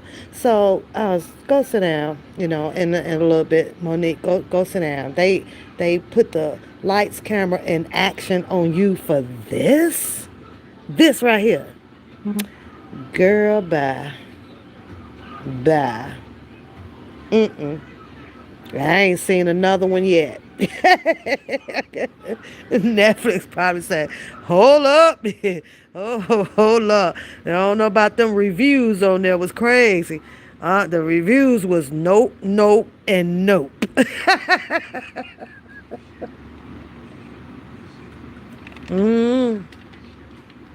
Monique was like, shit, y'all send y'all asses up there with all these millions. I want my millions. She done broke down every story of Oprah that she can, every which way. Just like Sharon Winbush. She come out, drop some stories. Swear she was coming after Oprah. Oprah was just over in TV over in Maui on that damn a storm over there. Ain't did shit to her. You say she's not that, she just loud. She's very, very loud. So, not that funny. Do you know what her twin boys, she got twin boys, right? You don't see or hear much about them in the news. So I don't know what is her kids doing? Are they entrepreneurs or like what do they do? I don't know. I have no idea. Are they singers? Are they rappers? Are they lawyers? Are they what the hell do they do? I don't know. And you know what else I seen today? Was it today, Il? Yes, I think it was earlier today. I was flipping, through this while I was cleaning up the grill and stuff from yesterday. So I clicked on a newscaster talking about Beyonce and Blue Ivy, right? And I swear to you that they said that Blue Ivy is worth 500 million? 500 million. And I'm sitting up here like, houseway. Well, what the fuck? How? So I'm saying, are they basing this? Are you putting this story out here based on the income, some of the income off of their parents? And sure enough, they were, because she stated that Blue Ivy was making money already, being in the highlights as a baby. Hi, Trent. What's going on? As a baby. So unless maybe it's the commercials, or I don't know, certain magazines, the clothings, people paying. I don't know, but they say that she's worth of 500 million already, or was it might be 500,000? So 500,000 or 500. It was. I know it was five. Now I'm not sure if it was five. You're right. So and I was like, what? So they said that this was already in Beyonce's making, right? Of making her the next hot. She'll be the first highest paid child celebrity out here. The trust fund, but oh, okay, that makes sense. Because as far as entertaining, I was like, well, I don't know. But let me tell you what I do like when I see Blue Ivy on the stage with her mom. Um, and I get that she's young. She does keep her clothed up. She's always clothed up. You ain't seen nothing with her butt out. You don't see nothing with all her growing, maturing breasts out. None of that. She basically got turtlenecks on all the way down to bare socks.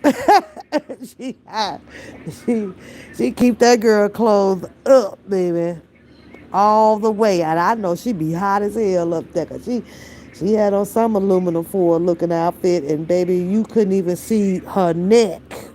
Mm-mm. They making investments on behalf of her, and the money's still growing, right? Right.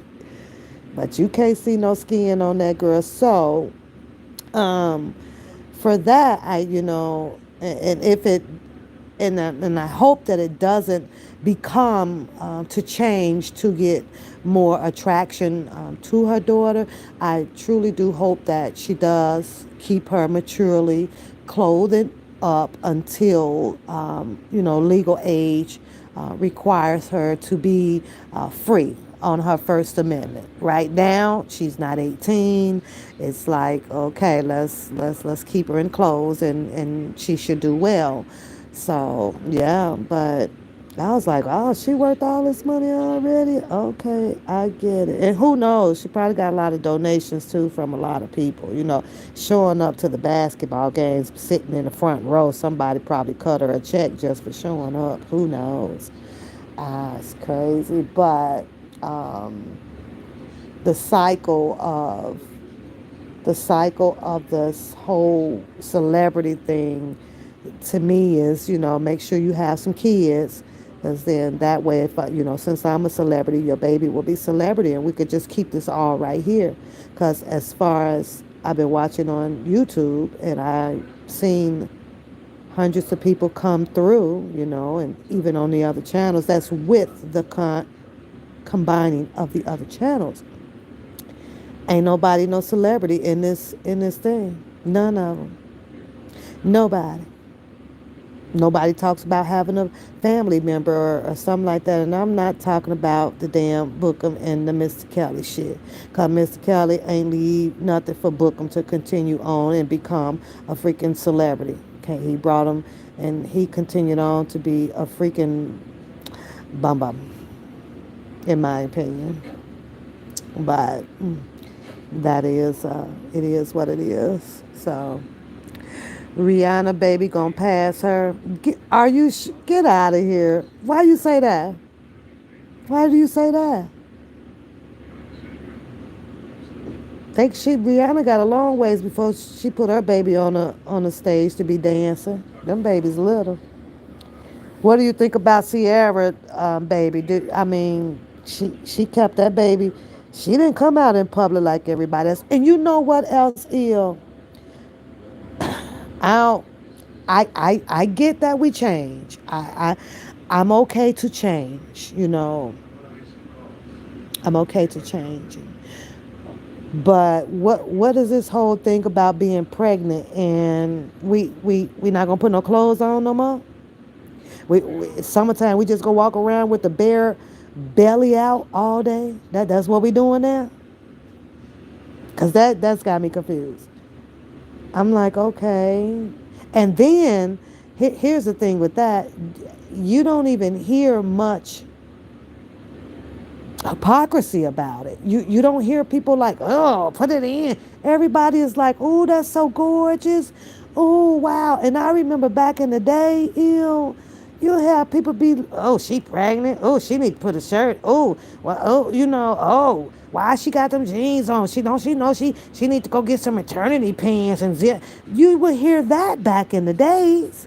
Now it's all the skin out. All you got to put on is a little sports bra and your little fashionable pants or leggings with it, and your gym, your Nikes or your heels, and you the shit. I'm like, now ain't this a bit?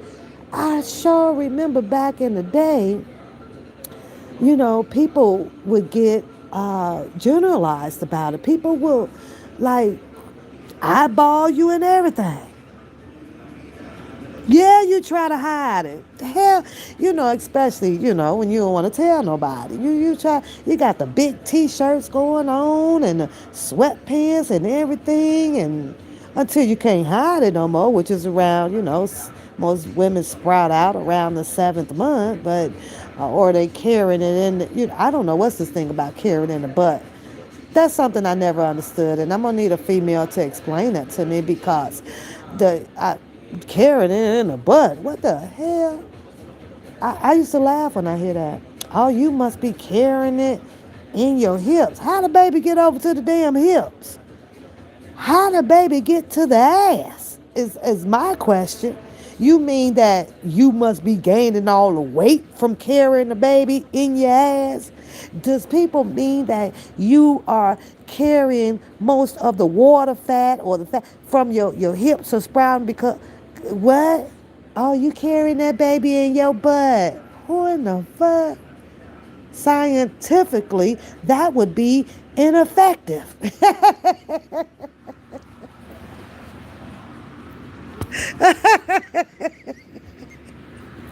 Straight up, yeah. Have you ever heard that saying though, for real? Girl, I'm for real. Girl, you carrying that baby in your ass. Got me looking back. Well, if it's in my ass, then why in the fuck is the stomach big?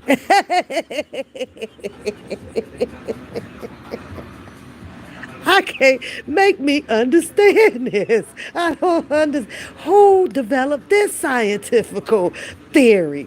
Who did this shit?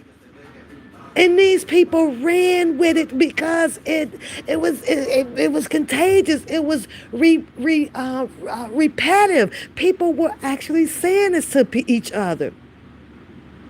Girl, you must be carrying that baby in your hips. The fuck I am. I feel it in my stomach. The hell are you talking about? And you know what though? Instead of contesting it, instead of women contesting it, they laugh. Girl, I know. Girl, I know. It's getting big, looking good though, ain't it? No, dummy, tell the girl that ain't no baby in your ass.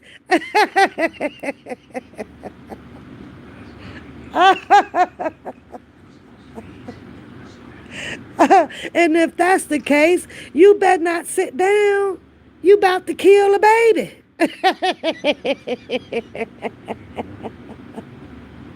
Oh, shit.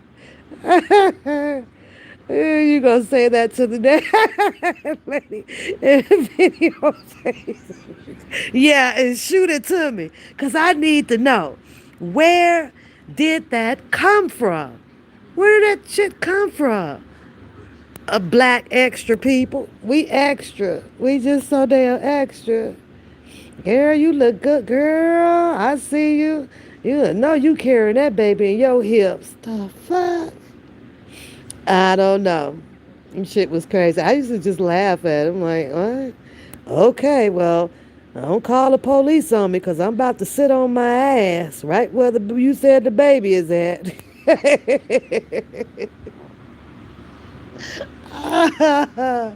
Oh, shit.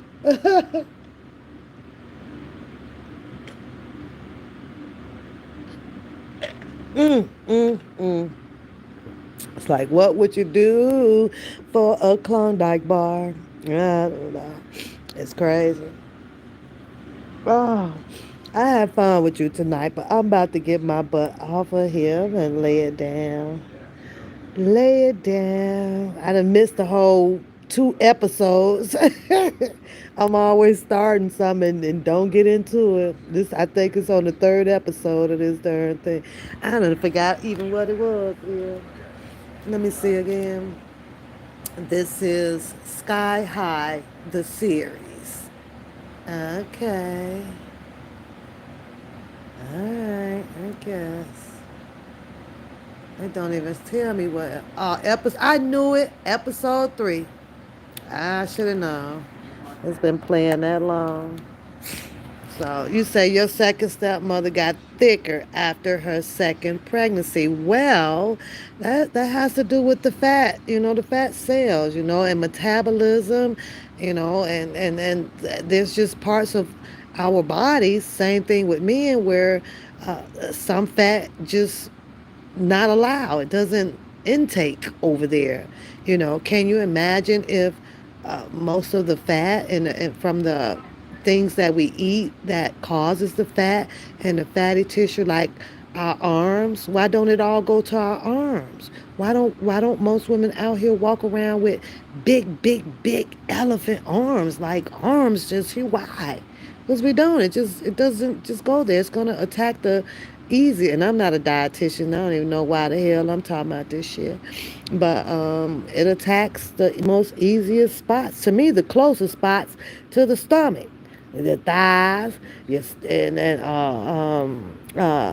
backside. Your hips spread. Those areas right there. It just attacks those, and then it started going on up. Then as women, it hits your neck, hits your nose, hit it there. I'm like, jeez. Now we got to be forced to go exercise if you want to stay petite, you know. Oh.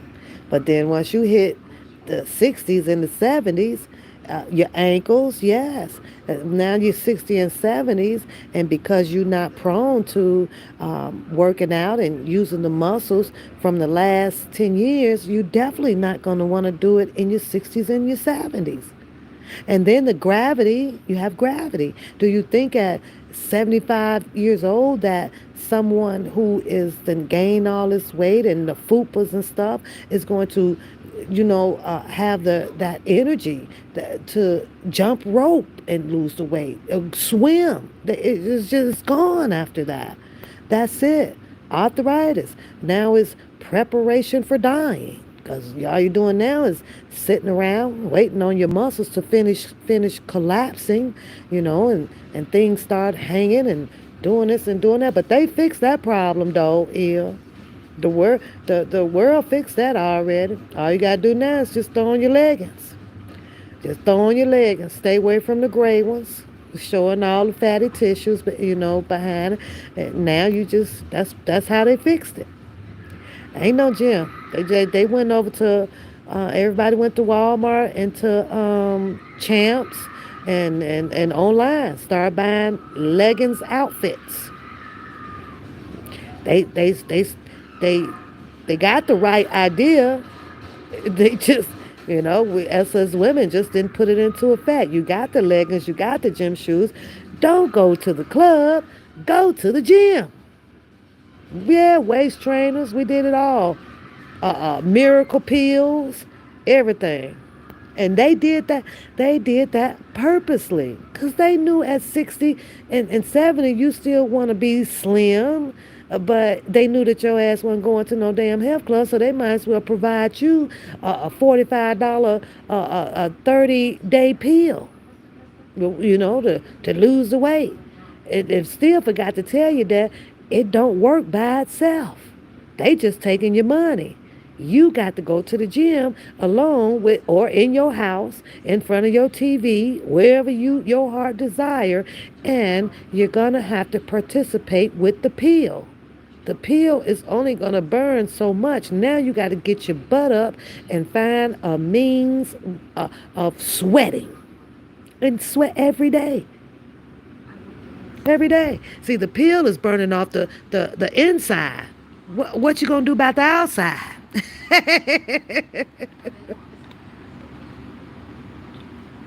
hmm They knew it. It's all designed. It's all designed. Yeah. You say squeezing them organs. Boy, the belt is adjustable. Shut up. You don't go put the belt on and where you can't breathe. And it don't even it don't matter about the organs. These people, a lot of people ain't even organ donors anyway. They don't even matter. They don't give a shit. I can imagine how many people are just not organ donors. I can imagine. I think my mama checked all the boxes on her paperwork. Yep, y'all could use this, use that, use this. I'm not. I'm not. Are you an organ donor? I'm not. I may change my mind. When it's time to renew the license. And why is it that that's the only place when you obtain your license that they want to know if you're going to be an organ donor, or if you have done, I think, delivery, birth. I think that they ask. Can't be sure, but I don't recall them asking when you filled out your birth certificate. I mean, no, with like when you go pick it up or get mail, ain't nothing on there saying nothing about being an organ donor. Driver's license, they do. I know that they do right after delivery sometime, at least they used to, but there's no paperwork given to you for you to check a box or anything on it. I'm just saying. Are you an organ donor, or is that private? Is that private? Because if I need your kidney, like, you go into the mystery bank, right? Hey, Rated. What's going on, Rated? Rated always, you come in here on the tail end. I've been talking for a minute now, and I'm getting sleepy. You always coming in on the end. On the end. Run your panel tomorrow so I could come on tomorrow. I ain't got nothing to do tomorrow. Come on, I'm going on Rated R panel tomorrow. Talk shit with him tomorrow. If he comes on. I ain't got nothing to do. As long as it's after 2. Because I ain't getting up out the bed Rated R until like 11. I'm tired. You say you are, oh yeah. You say I'm not. Yeah, I remember we had that talk. Let's talk. So, Labor Day special. What time? You already got something? You got a time and stuff ready to go? Or you still got to think about the time? How your dog doing? You tickle me with your dog. How your dog? I can't bring Teddy around your dog. He too big. And hey, Rated. You know Teddy has not been around any other dog. I'm talking about as far as to close enough to do sniffing and stuff. Never. Never. Since I took him from his parents. Do you call a dog parents? I don't know. Well, I guess you do. Big Nip.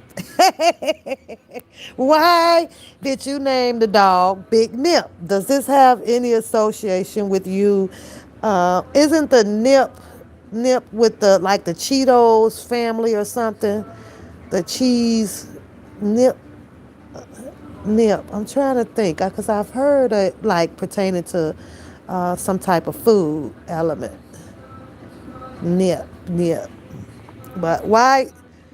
Oh, badass nip. Okay, all right. So okay, so you are a fan of Nipsey, or it just kind of ringed like, yeah, I'm gonna do this. It just ring with you. Big ass Nipsey. How old is he?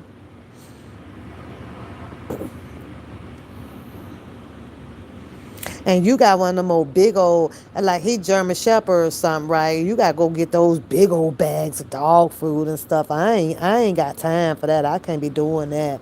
I ain't carrying no dog food bag heavier than 6 pounds. You gotta go. Oh, he 3.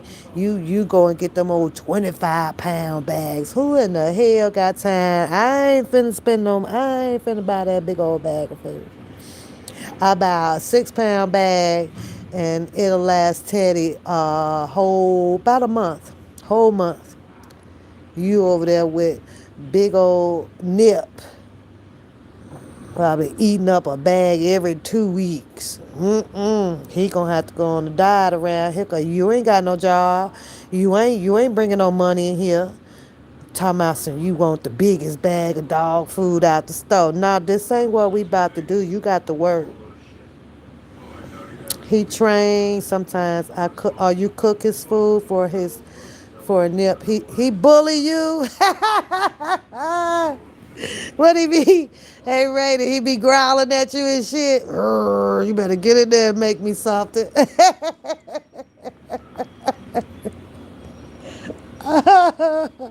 You gonna have to get him some of your smoke and choke.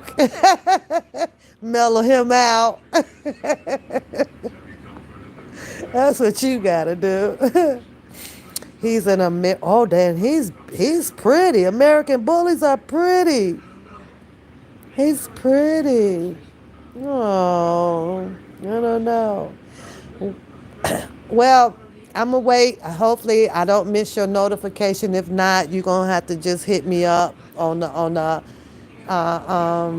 what's Drake's song? Hit me, call me on the hotline. Late night when I need my love. You can call me on the, yeah. You're gonna have to hit me up because I don't want to miss it. Because I want to see how you're doing with your music. Like, what are you doing now? What are you doing now? And of course, we're going to have to get our laugh on about you know who. Oh, no, everybody say that about dogs. Dogs are friendly. All dogs will bite you. So, no. Well, he's friendly. Yeah, okay.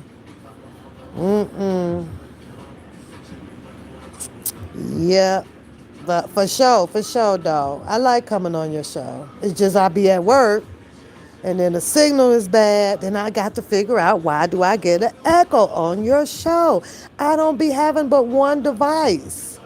I don't be on nothing else, and I will still get an echo, and that's weird. And it's I probably don't get it if I come on like on my computer or something like that, but when I try to come in through phone, yeah. Yeah, I'm ready for some sit-down comedy tomorrow, so make sure you let me know. Hey, I'm about to roll up out of here.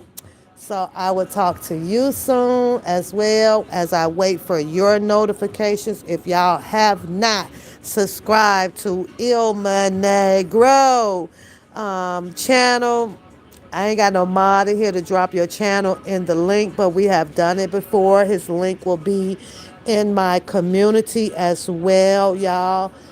He does come live, so join in, come on over and be entertained by him as well. We'll wait for Rated RTV to come live and give us some sit-down comedy, which he plans on bringing to us soon. So turn your notifications on for that. Everybody that joined the chat today, shout out to y'all. I appreciate y'all sitting and chilling with y'all on this evening of Sunday. I said what I said. My thoughts are my thoughts. They do not have to be parallel to your thoughts. You are entitled to your own. I stand by my truth, by my opinions. Everything, some things is allocated, and it is what it is. Nobody could take that from me and give it to anybody else. This is mine. This is my show.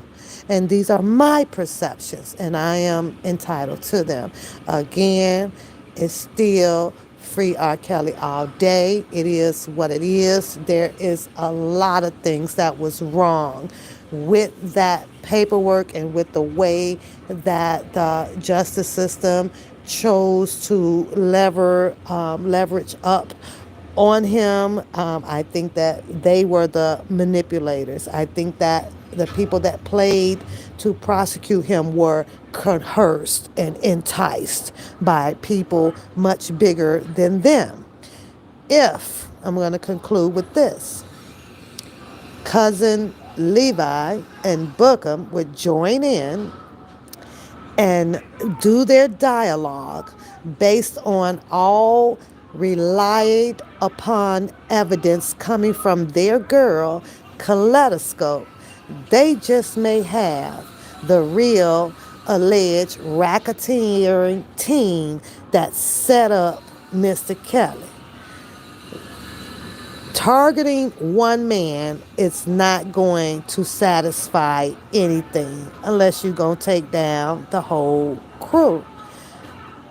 Second, I don't understand why all of this evidence and feelings and shit ain't sitting over there that they have, that they ain't went and dropped in Jennifer Bonjean's lap to say that some person or one person is a distraction or a confusion to Mr. Kelly's appeal is the most observed, ludicrous, atrocious, demising thing that anybody can say. Everybody know that trial is over with.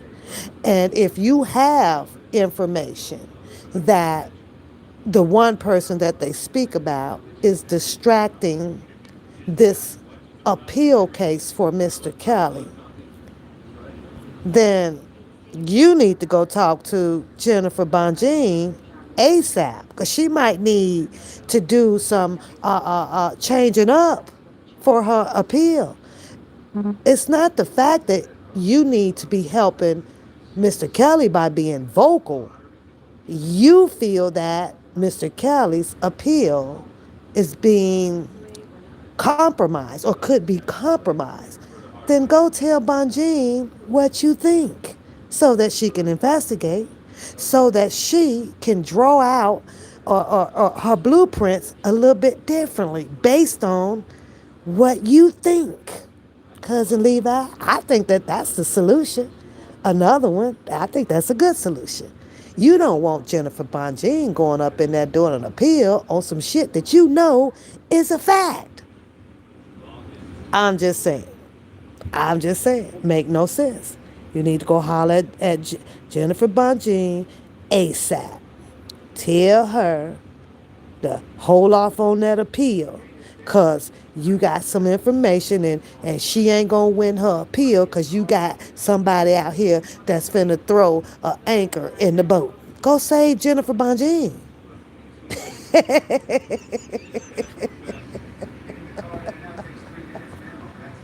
Y'all have a good night. I'm out of here. Don't forget to give my channel some of them thumbs up. Share some love on that thumbs up out there, y'all. And share the goddamn channel. I'll see y'all soon. Bye.